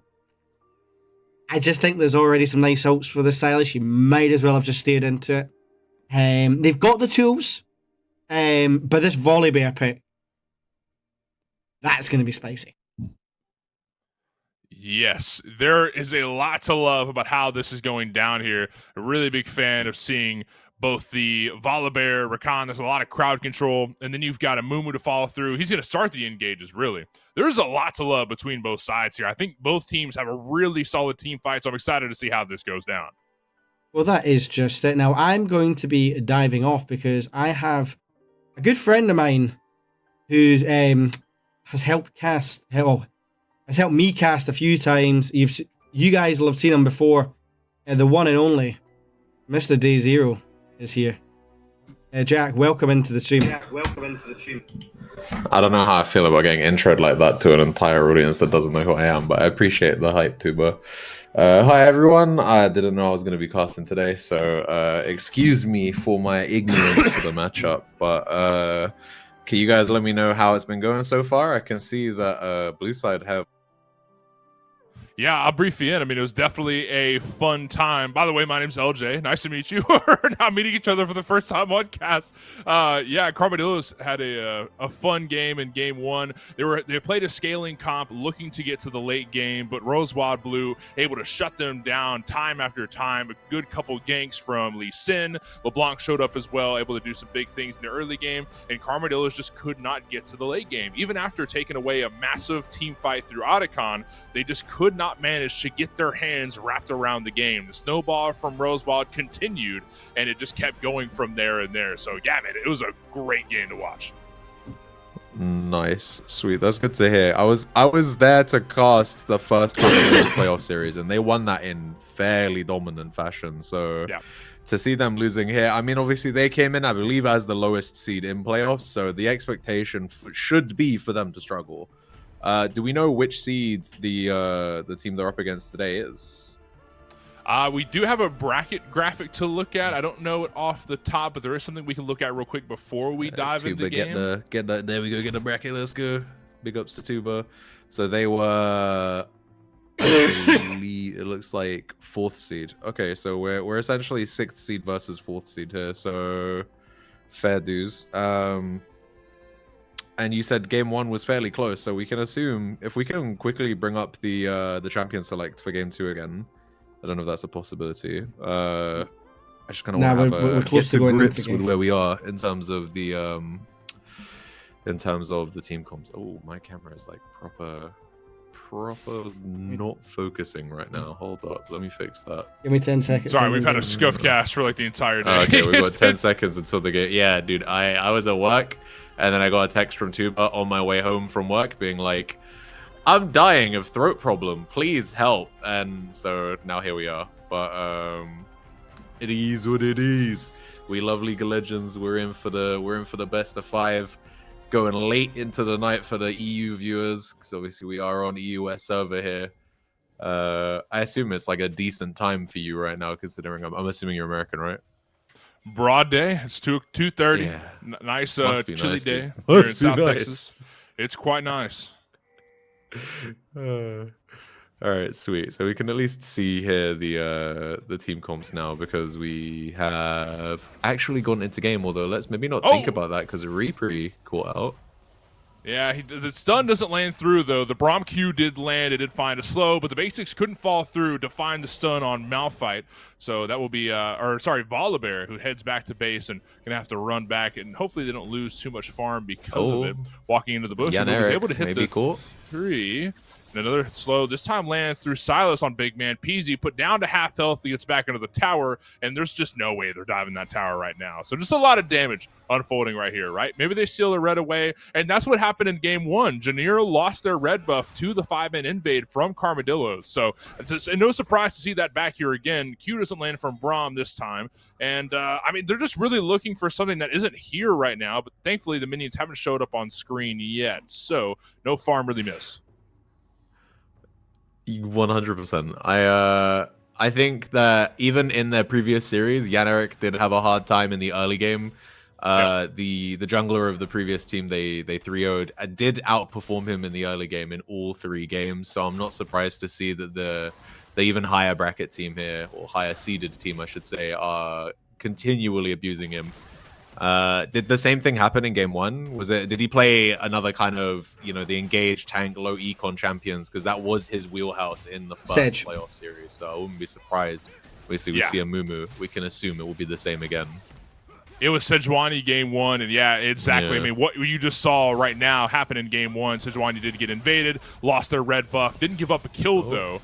And Rakan maybe going to get locked up. Stun going to come out there by the Braum passive, but it looks like it's actually going to go the way of Carmadillo. Is going to get themselves their first blood there, but it is going to be a trade as the Zeri is going to get that second kill there. And now it's closer than you'd like it to be. You got to think the lethal tempo is fully stacked here for the Zeri, so I believe the longer that fight went on, the better it was for Zeri, but probably going to just let it all dissipate now. Both AD carries get to walk away with 1 kill in the pocket. Couple 100 gold for their name. And now we go back to some normality. We got camps. Let's have a look at how the junglers are pathing right now. They are pathing on opposite sides. Xin Zhao skipped his Krugs, which is an interesting one. So he will be active on the map a little bit earlier than Yaneric on the Amumu. Hoping to probably shut down Reapery on that Volibear with an early game. Or more likely here, looks like he's passing mid. Trying to get big man PJ shut down on the Ahri. He's a champion that's really hard to gank post-pick, so trying to get this early pressure on is definitely a good idea by Seos here. And they're gonna pick up that quick kill. No sign of resistance by the Ahri. Didn't choose to flash. Didn't really path too hard away, just kind of accepted, oh, Xin Zhao's here like 15 seconds early, guess I die. So, yeah, no one online so far. So not able to pull that away. Skirmish unfolding up top as well. Malphite's low on health, and Volibear did get a shield. But, I mean, that's just poke game, right? That's what Malph's trying to do right now, is just trying to poke away. Volibear wants these longer skirmishes, but we're not going to give it to him yet if we're a Rosewild. So gank unfolds here. In goes Zeus, looking for Reaper, able to hit the knockup and follow through. Down goes a Reaper. Zeus picks up a kill. That's good news for Rosewild. I've got crazy echo going on right now. I don't know if that's a broadcast thing or a me thing. I'm just quickly checking if Twitch. I think I fixed it. You think you fixed it? Okay, thank God. It was incredibly hard to focus. I know what you said was good. You produced Map Fire, but I didn't hear a word of it because it was pure echo, and I was like, whoa. Yeah, that did not feel good for my ears. Silas. Oh, man. Oh, damn, hit the emote as well. Stanky. Anyway, as we hit the 5-minute mark here, let's kind of take stock of the situation. So we've got negligible lead in the AD carry position. We got 6 CS up for good content. But then in the mid lane, obviously we know that the Silas is ahead. They got that easy kill there earlier, and the trading has been going in his favor. Silas is one of those champions. Or ignore that. Let's talk about the charm is gonna land, and that is gonna be a punish there. Really well done by PJ to get himself that kind of return kill. Really, you know, they went for the second gank, and this time the saved flash is actually what gets him a kill, and the gold lead is equal here now in the mid lane. Yeah, that's going to be Ari's really only response to ganks pre-6 is that charm. How well can you land that charm, and can you stop Xin Zhao from making these ganks work out? Because we maybe see a dive up top? Brave dive here by Reapery. I don't think that was a wise choice. I think the logic was maybe to try and go and begin the process of oh my god, the word is escaping me. When you farm in between the two turrets, what is the word for that? Holy, my brain is a mess right now. Ego? But you know, he was trying to just it's usually caused by ego, yes, but no, there is a word for it. It's very popular. Baus does it all the time, and I have forgotten the word for it. But it's a thing you might do on a champion like Sion, where you can kind of just get away with it, and as long as you're getting all of the XP. Proxy, as Tuba has just DM'd me, thank you, Tuba. Yes. Yeah, it looked like he was maybe thinking to start proxying, but then he took a turret shot because he just decided to hit the Malphite, and that was maybe not the best call, and then had to fall back for it. We see the reset has come in for both top laners though. Cole was purchased by the Volibear, so hopefully some late game scaling in mind for him. Although the rest of his build doesn't really allude to what he's building, because he's got what I assume will be a null magic mantle for Merc Treads, and then a glowing moat, which could be for any number of items. And during that whole thing, we missed that Amumu soloed the Drake. The first Drake of the game went towards Carmadillos. He's able to use Despair. Amumu's W, which deals max health percentage damage, which is going to melt that Drake down. As we see Amumu rotate towards mid, maybe looking for Silas, but moving up through the river, maybe going towards Reaper. Let's see how this unfolds. Silas is blocking him off of it, and meanwhile, Seus here on the Xin Zhao is actually stealing away Amumu's camps. He does already have a sizable lead, and Reaper is just getting popped here. It looks like Malphite does pop the Unstoppable Force. Flash going to come out by Reaper. He's going to be able to maybe kill the Malphite. Malphite flashes with the Q stacked up there, but this is actually low-key diveable for Reaper if he plays it correctly. Meanwhile, Xin Zhao is going to get punished here in the enemy's jungle. Rakan has come up for the grubbies, and then with Curse of the Sad Mummy going to lock down Xin Zhao. And with a dead jungler and 3 topside, that's got to be free grubs. Free grub. Silas does use ult to try and lock down Ari in mid. So Silas ult down, Amumu ult down as well. But that is free Void Grub's humongous advantage going towards Carmadillos. And they need a bit of footing. I mean, it's been back and forth this whole game. You've been watching the same one that I have. So you know it's definitely been back and forth. Void Grubs will help Carmadillos maintain a bit more of a lead. As a kill unfolds down bot lane, good content takes down Noct. That, I think, is super important here. So Zeri is going to be the real wait. Oh my god, was that a spoonerism? Late game win-con is what I was meant to say, not wait game lin-con. She is the kind of, you know, once the game gets to 35 minutes, Zeri will be able to carry the game really hard. The only real answer they have to shutting her down will probably be like a stray Ari charm or a stray bandage toss. And if they can't land those, which, you know, skill shots, there's no certainty they will land them, especially if the blue side play well around their vision, then there is no stopping Zeri. And she has cleanse as well, so she has an answer to at least one of those 2 forms of CC.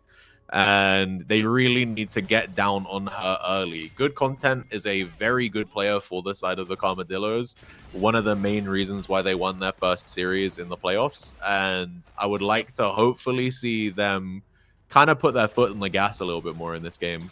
As we see Rakan and Braum show up. Nice little knock up here onto the Zeri. But we're going to let it kill after that. That's a good trade. Good trade for the Carmadillos. You know, we got first strike on the MF, so she wants those kind of strike first and get your damage in and then walk away. They don't want to take the extended trades with the Zeri. The Zeri is, you know, when she gets lethal tempo fully stacked, especially when she gets items, she's going to be a major problem for them. And as we see here, little love taps by good content, gonna keep the enemy bot lane in check. As we see both junglers are hovering here. Drake is in 1 minute, so they really want to get themselves the priority here in bot lane. Make sure they have the advantage going into that Drake. And it looks like we're going to get an engage here by No Way. And, oh, okay. Jan Eric is in, but it doesn't matter. Good Content's already dead. And now Jan Eric is going to fall too, and the fight just goes completely on the side of the blue side. Now they are going to have full priority for that Drake. 2 members are going to be respawning and walking out of base as it spawns, so the ability to contest it is going to go all the way down. Meanwhile, if you can see on the minimap, the Xin Zhao is just chasing the Rakan all the way behind his tier 2. And yeah, this is really good here for the side of the blue team here. They've carved out a 1k gold lead. They're gonna get the next Drake, which is gonna stop the Drake stacking. Now nobody gets soul until at least 30 minutes. That is super unfortunate for how that skirmish went down for Karmadillos. Amumu was looking for a bandage tossed in to follow up with the Curse of the Sad Mummy. Wait a minute, back up by Drake? Okay, never mind. As much as I bigged up the idea that this Drake was free for them, they took way too long to actually materialize.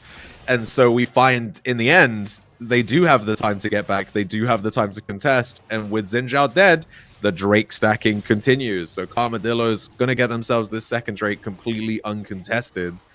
And, yeah, now we're on for a 25-minute soul if the blue side can't do anything about it. There it goes. 1 or 2 going towards Karmadillos. Inferno's a good one for them to have as well. That's a lot of damage going towards this late game scaling comp on the side of Karmadillos. They're definitely going to benefit from this damage as we approach the 12-minute mark. 5 kills on each side and less than 1,000 gold lead towards Rose Wild so far. But with 2 Drakes on their side, Karmadillos can continue to maintain that pressure around Drakes. Maybe grab a Rift Herald as well if the opportunity presents itself. And they'll have a pretty nice mid to late game. 100%, I agree. While I did mention that the break glass in case of emergency champion Zeri is obviously on the side of Rosewild Blue, stacking Infernal Drake with an MF and an Ari is not a problem. You know, they have tons of damage, and Volibear as well. If they don't have the means to consistently lock down Volibear, he will be really difficult to deal with. And as we see in the red side jungle here, we see they are just fully invading, and they're going to be able to get a kill here onto Ponzi. Looks like Ari's going to be able to get out, but Reaper is walking behind them. Meanwhile, we got another fight here in the bot lane. God damn, bullet time going to come out. Oh, slither of HP is not going to matter. Braum pops the ult to save himself for a 1v2? I don't know if that was the play, dude. Meanwhile, Reapery here in a 2v1 just getting himself popped. And it's just bloodbath on this game right now. Holy. What a mess. Yeah. Flash That's exactly how last game was, too. You love to see it, though. I think that kind of the team in these environments that can develop, like, you know, thrive in organized chaos, because it is chaos, don't get me wrong. But if you can kind of, you know, you make sure you're getting all of the right things in the middle of it, unlike Jan Eric, who is about to die, has to burn his flash to get himself to safety. Those are the most impressive, I think, wins. And we see No Way here with no real help. TP is going to get burnt by Reapery to come and make sure that Rakan gets away. Loses half his health just for walking into a bush. And now there's 3 top here. We do have Herald spawning in 50 seconds, so I assume whoever wins this skirmish is going to be going for it. Curse of the Sad Mummy, Unstoppable Force going to come out. And it's a 1-for-1 right now, but Jan Eric surely dies here in response. Maybe not. Never mind. Malphite just doesn't have the damage, but Ponzi is here. And now they try to get here onto Reapery. Oh! Ult flash by the Ari. Ponzi has to use Volibear ult to get himself to safety. And then for some reason, the auto cam says we don't need to know what happens in that fight because bot lane's fighting again. And Zeri is online. Okay, the Yuntal Wild Arrows are in there. And like we mentioned, with Lethal Tempo, when that's fully stacked, coincidentally, also about the same time that Yuntal Wild Arrows will become fully stacked, she becomes a problem. And good content, I think, is anything but content with that play. He is currently on the gray screen, and they lose a turret for his transgressions as well. Okay, Braum ults out. Now we're seeing some more action. Look at Nock pressing forward, looking to take down Norway. Stun lands through, and down Norway will go. Barely able to flash out of harm's way. Does find a dodge. Able to get back to the safety of the tier 2 tower. Charm lands from big man PJ as well. Able to find revenge. Engineers able to pick up that kill. That's good news for Carmadillos for once. After losing a couple transactions there, that kind of comeback is exactly what they needed. 100%. You need to. The thing is, we have seen Roswell Blue play up in the enemy team's guts this game, right? How many times have we seen the two-man of Ponzi and Seus just like up in the Amumu's, like his red side quadrant, right? Or we see Braum, Zeri plus the Xinjiao in their blue side quadrant, just taking fights, you know, just taking fights and trying to take names. And as they have control of the map right now, what we really need to see from the Carmadillos is punishing. You know, some of these things they shouldn't be getting away with. You know, they're not that far ahead. They're for example, their bot laner is the scaling bot laner, right? He shouldn't be able to punish like this, but he's kind of getting away with it. And as we see, the 3 members here show up mid, they spoon feed that kill onto the Zeri, and now it's looking like Norway is going to be up next. He's going to get popped. And okay, Ponzi is using the Spirit Rush here to try and get down onto the Ahri, but Ahri's going to land the charm, and now this dive is looking really dangerous. It's going to be a 1-for-1, and that's not what you want to see for Roswell Blue there. That should have just been a solo for the Silas, but really clean play by PJ is going to get himself a return kill and keep the gold lead only about 300 in his lane. So good play there by the mid laner of Carmadillos. Good play indeed. A 1-for-1 is not what you want to see, like you said, for Rose Wild. And it's been a crazy game so far. Like you said, an absolute bloodbath. There has been 22 kills in a 17-minute game. Good Lord, that's a lot of action. As Braum lands a Q, no response from the rest of the team, though, as Drake is getting hovered. And I wonder if they're going to be able to take it down. I mean, it looks like Karma want to fight for it, but I just don't know how they're going to find an engage. Well, they've got a good angle here with 3 members here. Curse of the Sad Mummy is going to come out. We're going to see Seus is going to actually get the Drake. And now we are just in for the fight. Curse of the Sad Mummy is going to come out. Several members here of Carmadillos are quite low, though. And this is a really messy fight. They're going to get 1. They're going to get 2. Okay, Seus tries to flash away, but we got 3 stacks of the Spirit Rush here for big man PJ. Going to be looking to try and charm this Zeri. But he just... Oh, okay, he lands it on the last pixel of it. But it doesn't really matter because the Malphite's in, and the Malphite is the difference maker with the Unstoppable Force. And now this is just cleanup crew for the Zeri. Ultimate going to come out by Volibear, but he can't hit. Now he doesn't have vision on the Zeri, and Zeri just gets to free fire. And Reaper, he loses almost all his HP for it. He's barely got the items to deal with Zeri right now. You know, He's got the Iceborne Gauntlet, which, don't get me wrong, if he can hit Zeri, it's great. But if he can't, if there's a wall between him, if he's getting kited like he's getting right now, it's all over for him. And now, we said it was super close. There's a 4K gold lead in the space of about 3 minutes. The game has ballooned.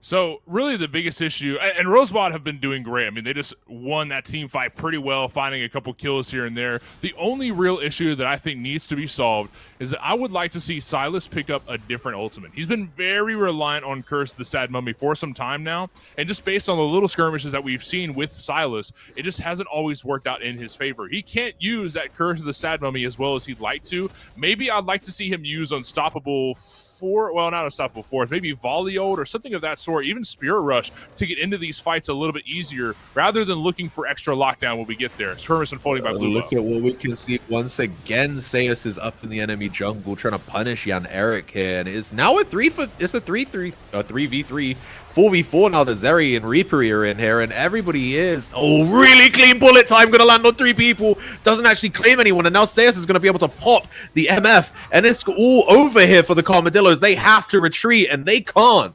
It's a clean ace. 22-13 now here for Roswald Blue. I want to harp. You mentioned there Ponzi being only really using Curse of the Sad Mummy. There are so many good targets for that Silas ult in this game, and we didn't really see it in that fight per se. You know, he can do so much with the Spirit Rush. He could do so much with a bullet time because it changes the ratio to AP, so he shreds people with it. Volibear's is essentially just mobility for him, and Rakan with the charm is actually really good too, as we see they're gonna almost crack the Nexus open here. Luckily here, Carmadillos are gonna be able to get some return kills. Curse of the Sad Mummy is gonna come out, land on 4 people. Volibear's gonna throw himself in, and he's gonna try the best to do something.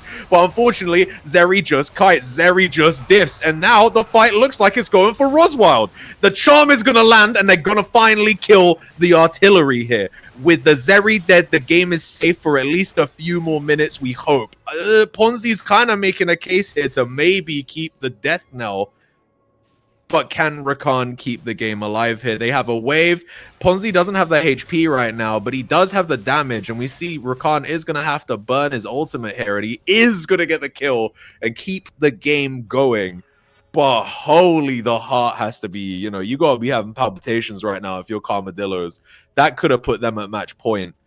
Like, they could have had their tournament dreams over just, well, not just quite over, but, you know, very close to over after that one. And only at 20 minutes, by the way. We're at 21 minutes with a near game end. That's got to be like a record, right? I mean, yeah, if they're not at match point, it's 15 love right now. Like, this is bad news for Carmadillos. We need to find some way to start winning these team fights. And Janine's been really good with the Curse of the Sad Mummy. He's been finding good stuns, good engages, but the damage from good content hasn't been there. Big Man Poppy is able to find a couple, you know, easy follow-throughs for a couple targets, but it's just not team fight winning engages here. Yeah, no, I agree. They've been clean, but, like, so many of these fights have been...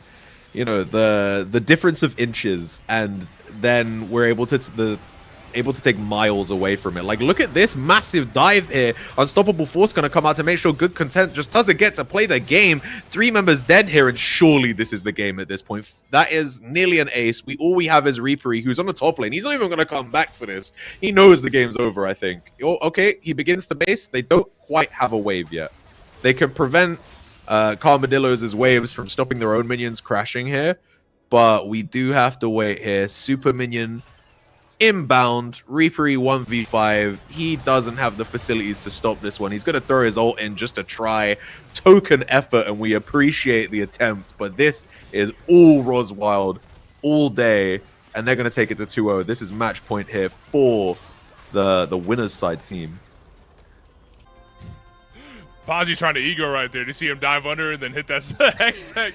That was funny to see, man. Talk about ego. But, man, I'd be feeling good, too, after a match like that. I mean, it just was one after the other. Just when you think Carmadillos have a little bit of footing, just a tiny little bit, and then that's when Roswild stepped forward and take more and more and more, all the way until we got to a point where what we just saw. I mean, golly. Yeah, that was...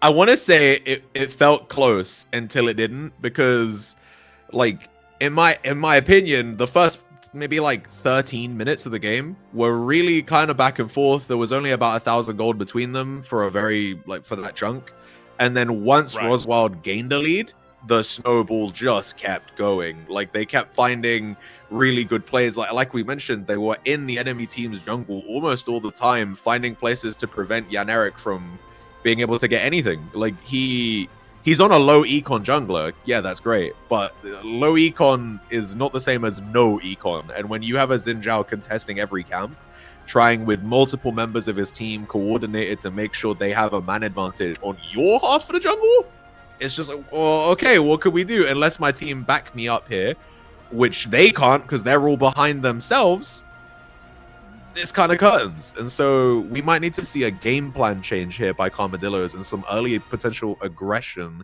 going into game 3. And game 3 might be their last if they don't play their cards right. We'll see what the cards have in store. But before we get there, we are going to take a quick break, but we'll be right back in just a couple moments. Do not go anywhere.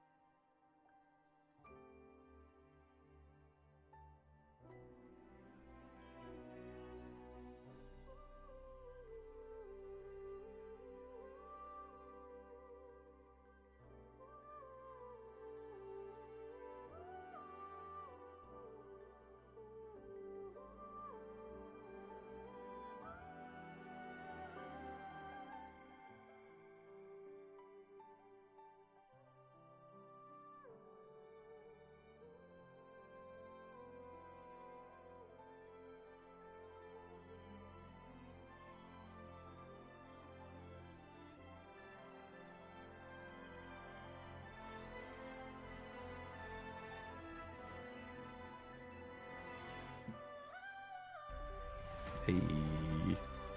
Welcome back, everybody. Welcome back to Zenith League Playoffs Week 2. We have Roz Wild Blue right now, one match away from locking themselves into the next round and kicking out Carmadillos. Clean gameplay from what I saw in that game too. Obviously, I wasn't here for game 1, LJ, so you let me know how was that different or much the same? It looked pretty dominant to me after 15 minutes.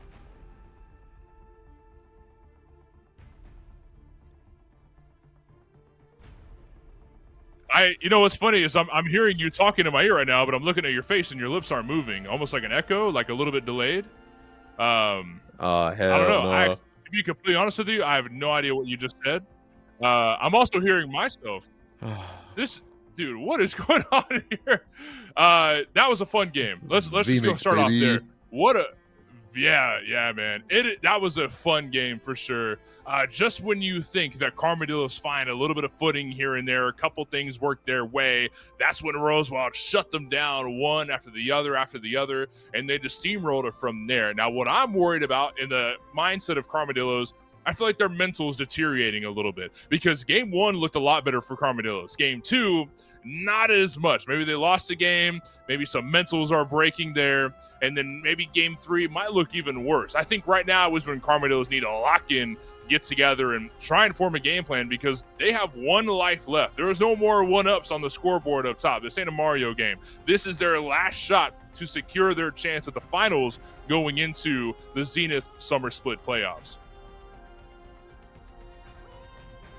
With you, I think the thing that I think is especially kind of damning here for them from game 2 is that they drafted outside of their jungle, you know, the Ari, the Volibear, the MF. Those are all strong champions in the early game, and it didn't really matter. They still struggled regardless. And as we get into champion select here, we can see some top lane targeting by Roswild here. They're taking away the Set and the Zahen. Zahen we saw Reaper use to great effect in the last week's games up against the Guardians, if I remember correctly. He dumpstered their top laner with the Zahen, so a very valid ban. Meanwhile, we see both Madadas, so Ambessa and Mel banned out here by Carmadillos. Mel is one of, even though she has quite a low win rate in solo queue, she is one of the most infuriating champions to play play against even. So understandable ban there for the Carmadillos. Meanwhile, Roswild round up their bans with a Twitch ban here. So if I remember correctly, I believe we've seen good content play their Twitch twice, and it was both in winning affairs, but I'm not 100% on that one. And they're gonna B1 the we won't know because it's they B1 Smolder here. So Carmadillos say, all right, last chance saloon. We are picking a break glass in case of emergency late game champion. So Smolder, for those of you who don't know, is the 225 stack champion. You know, he farms his Q, stacks up his passive until he gets 225. Then he basically gets perma Elder Drake. He just has an execute all the time, and it only gets stronger the more stacks he gets. So he is very much a ticking time bomb in this game, and Roswild are going to match that with the Nico and the Wukong. So these are two what I would like to call deceptive engage champions. You know, they don't really want to be the first guy going in, but they can definitely win you the fight with their engage tool. Cyclone and I believe Pop Blossom, I believe, is the name of the Nico ultimate, I think, or it may just be one of her abilities. I might be wrong. But they are both very high impact, very hard to track abilities considering the natural disguises that these champions have. Nico obviously can pretend to be anything basically on the Rift, and Wukong having his own ability to kind of dash away and become invisible with his clone. So very, very strong. And rounding out their first side picks here with a Sivir, which is another late game carry. So someone who arguably can match the Smolder. Not quite in explosiveness, but just in pure defensive capabilities. She has a spell shield to keep herself safe in lane. She has tons of wave clear. So at the end of the 20 to 30 minute mark, when she has 2 to 3 items, it's really hard to push into her. Meanwhile, we get really good lockdown here by the side of Carmadillos. We got Maokai with, I'm going to assume, in the jungle, and Lissandra mid. So tons of great, easy to execute hard CC. The biggest thing I see on the side of Carmadillos right now is damage. So much damage. They've got good lockdown, especially through Maokai ult. Lissandra can do kind of the same thing, but just so much damage. Like I said, good content's waiting for a late game. Garen does have a decent laning phase. I mean, you don't have any mana to work with. You don't have to worry about that. You can just heal if you just maintain to not get poked down. There's just so much damage on that side. But over here, for Rosewild, you've got a lot of lockdown. Like you said, Cyclone's going to be a great knockup, a great engage tool, and better than honestly anything else, really. I mean, Cho'Gath can just walk forward, maybe hit a big Q, but that can only do so much, right? You do have good follow-up with a silence, and Sivir can get you in with her ult, but I don't know. I'm having a hard time figuring out how the fight starts for Rosewild. So, yeah, with the draft that they have on hand, I feel like they are going to have to play bushes. The way they win is by denying vision and then basically controlling the kind of trap zones around objectives, you know? They get to the objective a minute early, they clear all the vision, they sit in tri-bush, or like they sit in the banana brush for Drake, right? And they wait for someone to walk into them. And then when they walk into them, it's a free kill. And then they just take the, you know, they take the objective from there. But I agree, if both teams play like lanes, if they're just trying to play just straightforward 5v5 front to back, I think that the side of Carmadillos actually has a better option, because the Maokai is very, very beefy, especially if it is going to be in the jungle. He's going to be basically Leandri's into straight tank. So with his passive, he's going to be very, very beefy. And I think, yeah, the one question mark I have, especially knowing it was going to be blind, is how does Garen fit into this? I think that Garen is almost like maybe there's a little mental boom going on, or it's like a win lane win game type of champ. I don't quite see how he fits into the greater scope of their team comp, you know? He does have tons of damage though, we can say that much. So like when Lissandra, Maokai, or Lux lock someone down with the myriad of CC options they have, he can get on top of them and just, you know, spin to win, get the kill, hopefully execute people with his ultimate if they do somehow live with like 25 or 30% HP.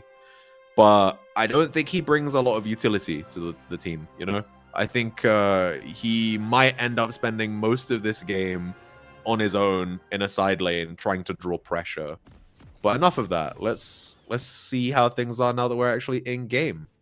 So let's take stock of the maroon choices here. So I wanna look at the Carmadillos first. You know, the pressure is on, and they have opted to take Ignite top lane. So very much going for that solo queue vibe here.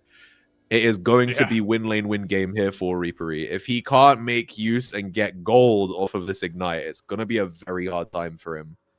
And we see 5 members here stacking for the side of Rosewild.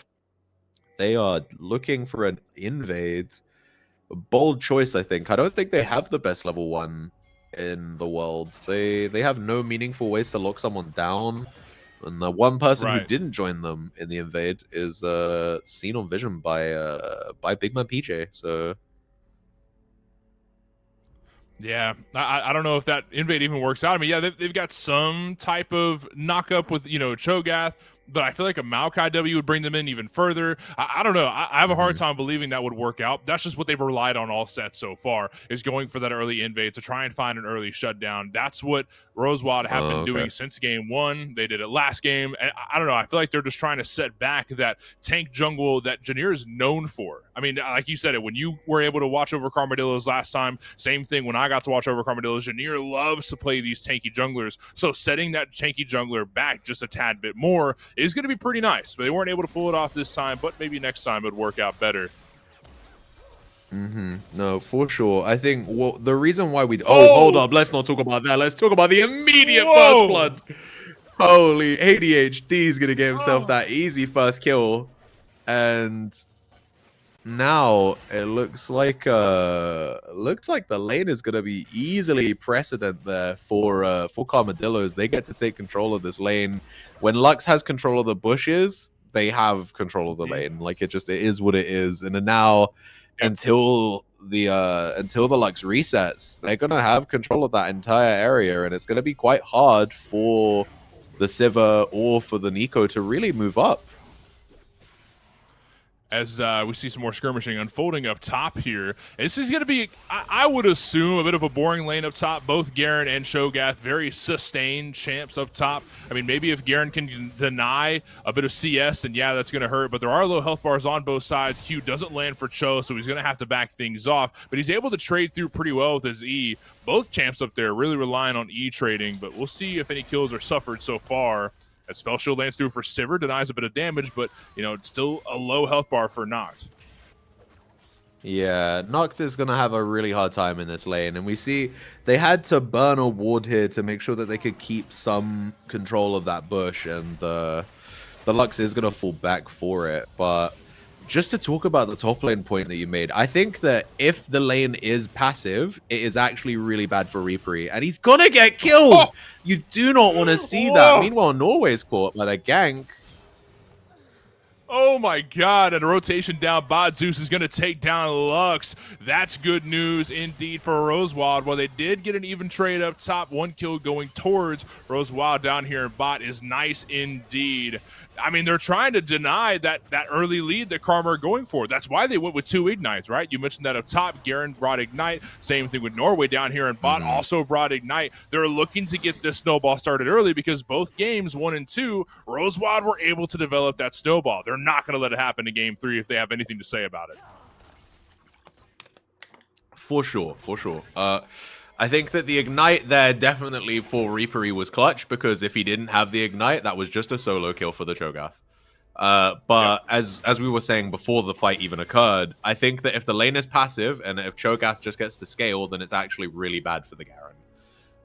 Garen kind of needs to get a lead for himself, because the only way he has massive impact in this game is by drawing attention to himself. And we see Jan Erik is going to flash W here to lock down Cho, and they do maybe have the damage here. We're going to see the Rupture might keep him alive, and he is going to get to walk away. That's actually not great here for the side of Karmadillos.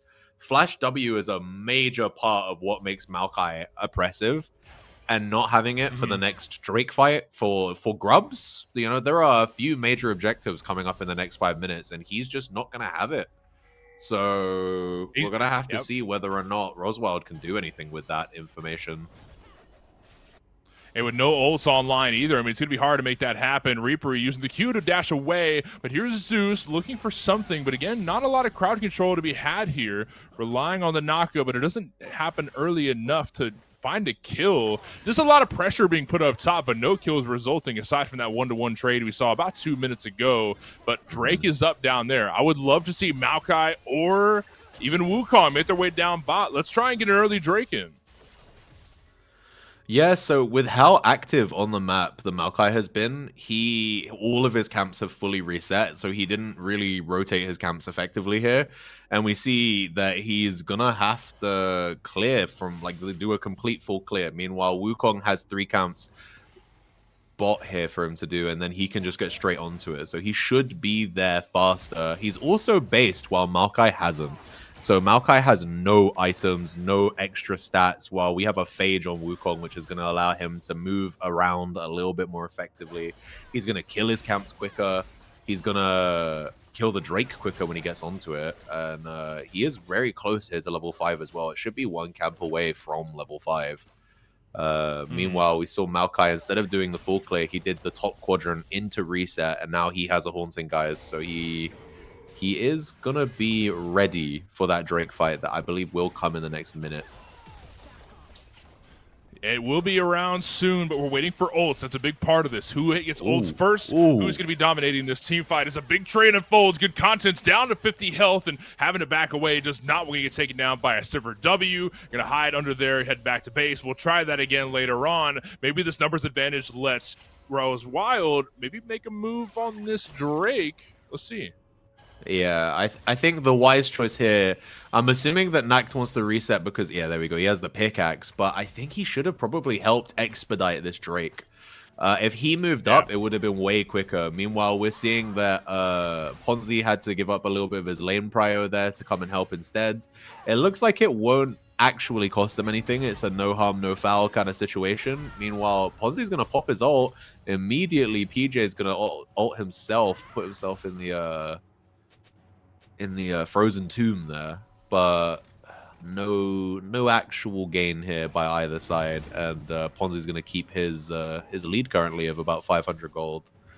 Meanwhile, Jan Erik is gonna ward the Drake pit as it dies. So exercise in futility, unfortunately, but at least he gets to come and poach some of PJ's wave here. Gonna get the twisted advance there onto Ponzi, gets a little bit of damage, and now he's just eating damage from the wave to make sure that PJ doesn't lose any XP, which is, you know, as the resident low econ jungler, I respect his dedication to the game here. He's making sure the people he hopes are going to carry this game get the money and get the experience, because PJ's going to need it in this game. Exactly. You hit it right on the mark. You just need to get your team fed. You're not going to be getting fed too much as Zenith, but you got to get the team fed. As maybe we see a skirmish up top. Zeus rotates over. Invis, he's forward. Doesn't land the Cyclone, but flashes forward to make sure that it connects, and that's a kill going towards Cho. Going to put Rosebud in a bit of a better position. No, 100%. When you pick a champion... Oh.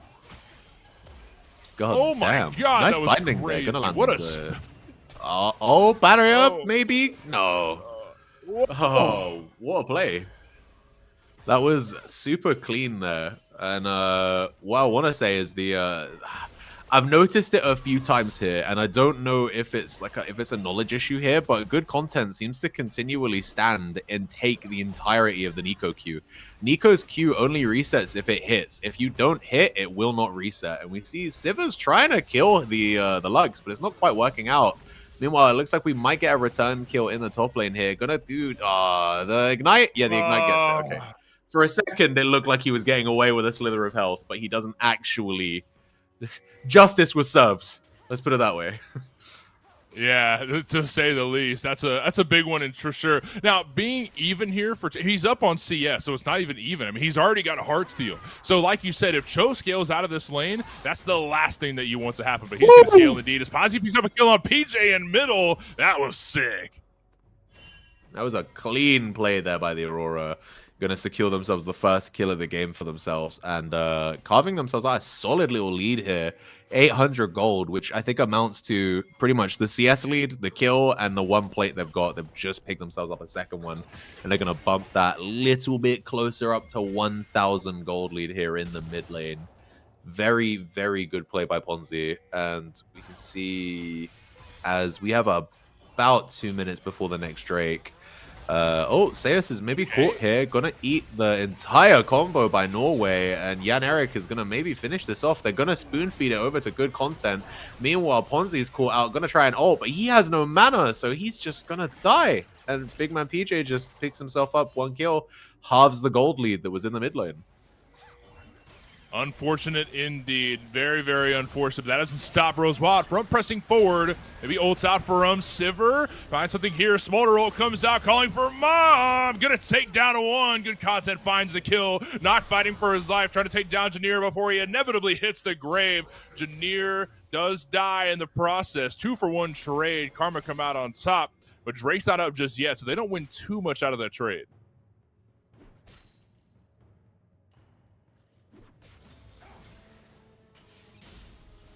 What a fun one indeed, man. This has been great. This has been a great one so far. I love to be a part of this.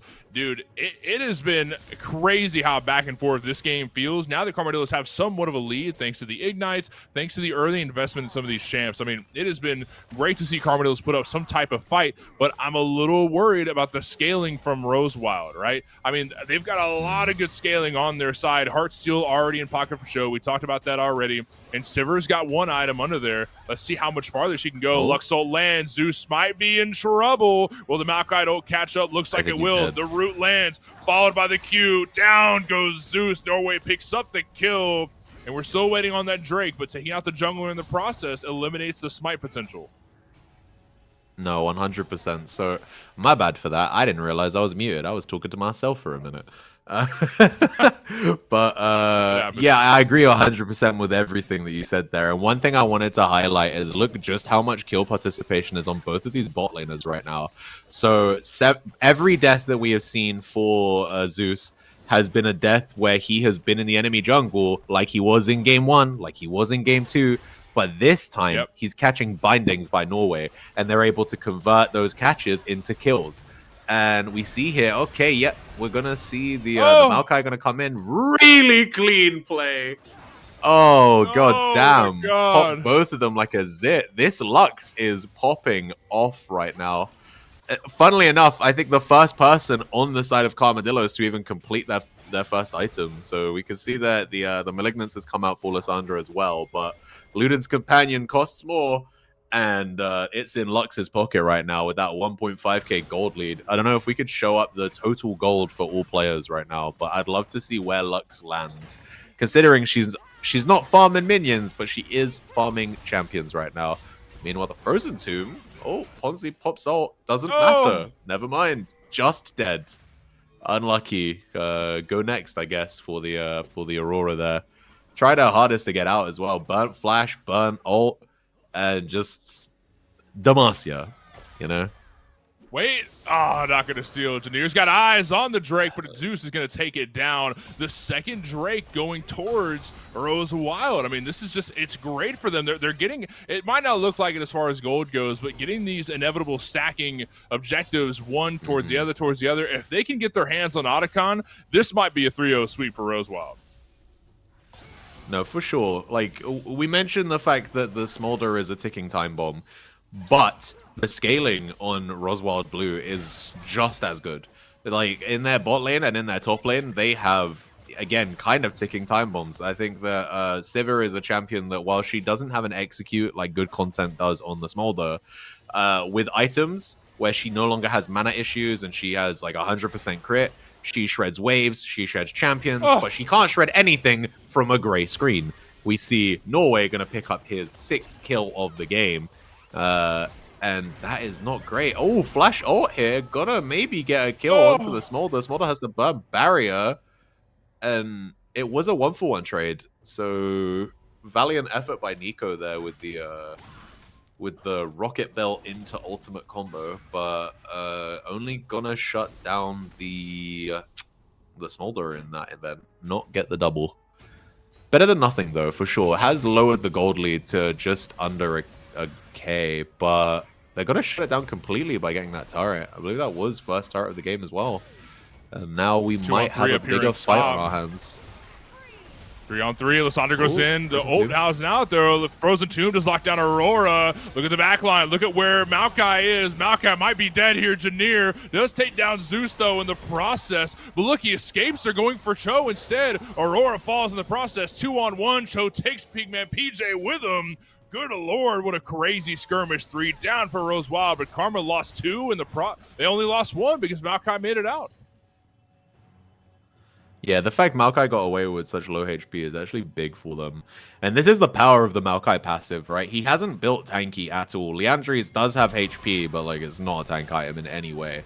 We see the Sivir there try to make something happen, but loses more HP than the Smolder does. And now with Lux here, Norway, surely I think it's going to be a kill. Norway's going to... Oh, it lands the binding. That's it. That's the death sentence. Oh, barrier. Maybe. Still got to get it. 7th kill for the Lux. Oh my god, the support is clean. Smolder supporting Lux. Yeah. Yeah, low-key at this point. Yeah, it feels that way. I think if we could see the damage growth right now, I wouldn't be surprised if Lux is up there.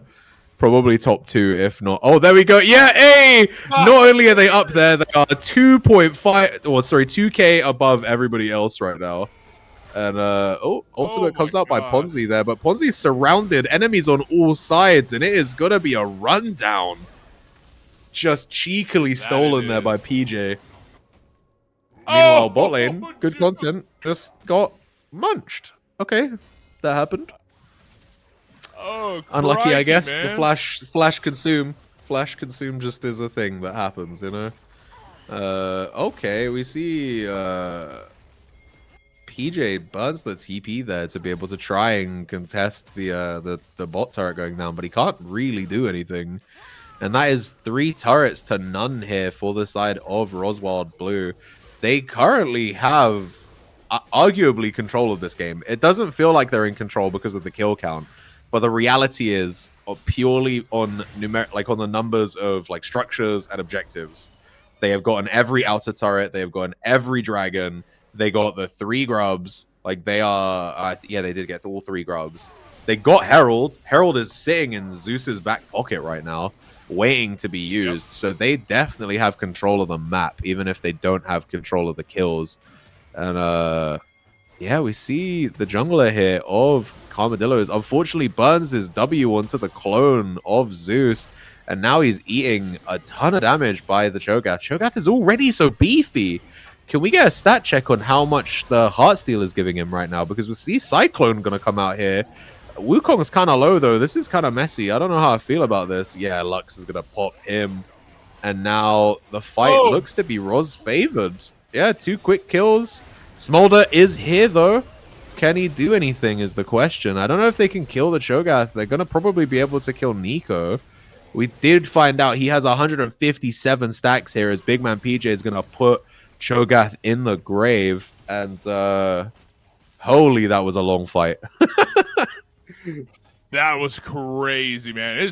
I mean, these are some insane skirmishes. 2 kills on each side down there in bot. But who's going to pick up that Drake for the first time? It's going to be Carmadillos, and they're getting a rather important one on this Inferno. 3 members, PJ, Constant, and Norway, hovered around the Inferno. But look who's back. Look who's there. I mean, maybe Nico. I don't think there's really any steal potential, but she's still there, hovering around. Norway's keeping eyes on her, down to 3,000 health. Look who just jumped over. It's Wukong. Smite is in hand. Smite. He might be able to take this. No way. He goes in, but he gets stunned down. Does he die here? No way, dude. He steals it. Oh, my God. He just went in and robbed him clean. Oh, I can assure you that Carmadillos are pissed off about that. Cho'Gath able to find a slow. Ponzi's able to clean up and find the kill on Norway just when you think Carmadillos have some type of footing. It's been like this all set. Rosewild step on their throats and press down hard. I mean, looks like maybe we get something else from revenge from Janir pressing forward. Able to find the Q, knock up, and able to clean up as Garen takes down Knocked indeed. So yeah, there is a kill that goes their way thanks to Janir, but again, the Inferno, that's their 3rd trait. They got Void Grubs, they got Rift. Everything that you want as far as on the map, it's in the hands of Rosewild right now. No, 100%. I think that the Drake call there, without actually having the Maokai to be able to secure it with the Smite, was maybe a little bit of panic, maybe a little bit of greed. Yeah. Either way, it gets punished. The Wukong getting there before the Maokai does, it doesn't matter that there's 3 people. You've dropped it low enough that he can just sneak in with the clone, EQ, Smite, cool, I walk away. Yeah, you killed me. It is what it is. I was 1-4 anyway. That 5th kill for you is negligible in comparison to Soul Point, because now we know at 24 minutes there is going to be probably a game-defining fight. They are going to have to play around that Drake, because if they give Infernal Soul over to a Sivir, over to an Aurora, we haven't even really spoken about Aurora, because it's felt it has actually been fairly Aurora favored, but her ability to one-shot a champion like Lissandra, or a champion like Lux, or a champion like Smolder, who do not have that much in the way of tank stats, is massive. It's been a great game as we approach the 21-minute mark. 14 kills for Rosewild, 26 for Carmadillos. The gold lead is almost not. Oh my God! Hyper Beam melts down Ekanor. Good lord, the damage on Lux is on a line, and she's not letting off the gas pedal anytime soon. Norway might be the win con for Karma as they move forward, but in goes. What's going on here? Nico goes into the back line. Janir is able to hit an ult from the back. Then Good Content's taken down by Zeus. Rift Herald's in mid. Good Content takes down Zeus, though, so it looks like they traded through pretty even. Into the Rift Herald. Goes 1, but what's happened here? So I believe that the Herald there was it wasn't it wasn't the choice. Essentially, I believe it timed out, so it just spawned like on him essentially. And so, you know, it wasn't really, oh, this is a very good coordinated time to use Herald. It was just, it's gonna pop. All right, just let it go. And so I believe Zeus was trying to make the best of that situation by trying to secure a solo kill so that they might actually be able to crash it. Unfortunately for him, it wasn't a solo endeavor. It was actually a 3v1. He still gets good content, which is good for him. But the Herald does not crash, and it ends up being a neutral play there of just 300 gold for 300 gold, really. Although I will say that getting the Smolder off the map, considering he has a 1.7k gold lead on the Sivir right now, is only a good thing for Sivir. Allowing Sivir to get to scale here is going to be big in these team fights, because right now the only person on the side of Karmadillos who can really handle this Cho'Gath is Smolder. And even then, as he gets bigger and bigger, Smolder gets worse and worse at dealing with him. And we see there is going to be a big fight here over this Atacon. What will happen here? TP's are going to come out. Cyclone, Hyper Beam, nails down Akinor. That's bad news for Rosewild. Will they lose their first objective this game? Makai ults out, and maybe Cho'Gath goes back. He doesn't want to fight this. Aurora ults out, looking for the back line. There goes Smolder. Melts down, knocked. That's big damage, but Zeus is not letting off of Norway. Norway is taken down, and look at, that's big man PJ hiding in the pit of the Drake. And there's still a couple members here. Good content's not giving up. We got three low members. The three low members and good content. I don't know. Okay, this is weird. This is a weird game of cat and mouse. Yeah, I'm having a hard time figuring out who the cat and who the mouse is. I mean, there's 3 mice. Can you take 1 cat, 100 men in a gorilla situation? But it looks like the men will be taking down the ape known as Content, who gets farmed for good content as is. Otacon won't get picked up here, but 3 members of Rose Wild make their way back to the base to pick up some items from that gold they just earned.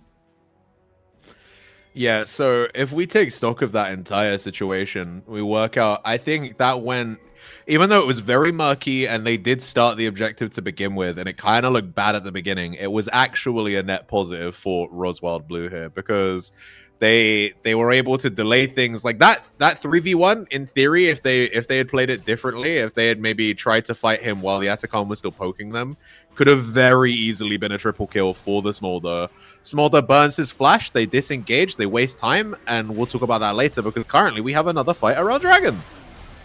Infernal Drake's down to half health. Ice zooms out. Nico finds an ult, picks Norway into the air. Reapery is in the same fate. Smite lands, but wait a minute, but we're still down to half health on there. Reapery takes down Zeus. 4 dead members, 3 members on the side of Karma. But Smolder is able. Is that a steal? No, that's not. Rosewild secured their 4th Drake so far. That's Soul. Yeah. I watched the HP of that Drake go down, and it was on like 50 HP as Mom was cast, and I was like, oh my god, if he steals this is going to be crazy. But then they were able to get it with an auto attack just before the actual projectile hit, and so it was fine. But that's really bad for Karmadillos right now. It is.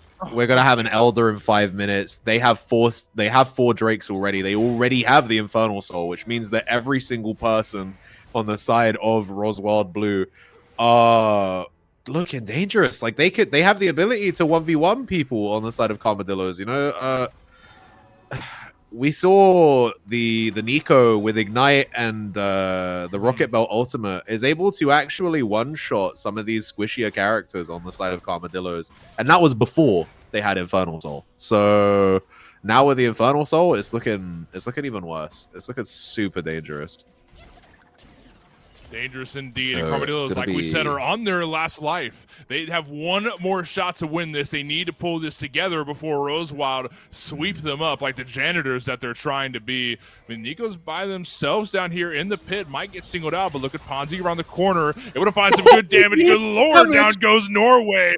The burst damage from Aurora is massive. And by themselves here around Otacon. Cho'Gath around the corner from pot lane. Aurora lands, and down goes another. Ponzi's got damage for days, and it's going to be weeks before you let off the gas pedal for Ponzi. Okay, eyes on good content, though. Eyes on good content here. He is online with the execute, so he might be able to do something. But okay, never mind. Eyes are actually on the Baron going on. Easy 2-man Baron here And then the other half of the team are just on the Atacon, so they're picking up everything on the map right now. Reapery is looking to maybe try and contest this, or at least try and kill someone for the aggression here of trying to take themselves 3 things. But he takes more damage than the people he's trying to hit. And now good content's here, and he's going to jet himself maybe farmed as well. They're going to consume the Atacon. Cyclone's going to come through, and they're going to nearly equal up the kill count in this game with a 7.8k gold lead. Make it 8.5 when they pop the mid-tier 3. And we got a TP coming in here. They might be trying to end the game altogether right now. Norway does kill the Wukong, but I don't think it matters because in mid lane, Maokai gets obliterated and they're opening the base. They have a wave, they have Baron, they have Sivir in hand. This is probably game right here. Norway put on a hell of a show, but it doesn't matter because Aurora with Infernal Soul is going to make it an ace. And this is a clean 3-0. It's all over. Games, 3 dubs. Rosewild coming out on top as they crack the Nexus open. Garen spawns in the blink of an eye, looking for one last execute, but he's not going to be able to find it as Nico takes him into the air and brings him back down. There goes the set. Congratulations to Rosewild. Very clean gameplay by them. We saw in game 2 how they play from ahead. We see in game 2 how they play from behind. It didn't even feel like they were behind for large portions of it, while the gold lead said they were.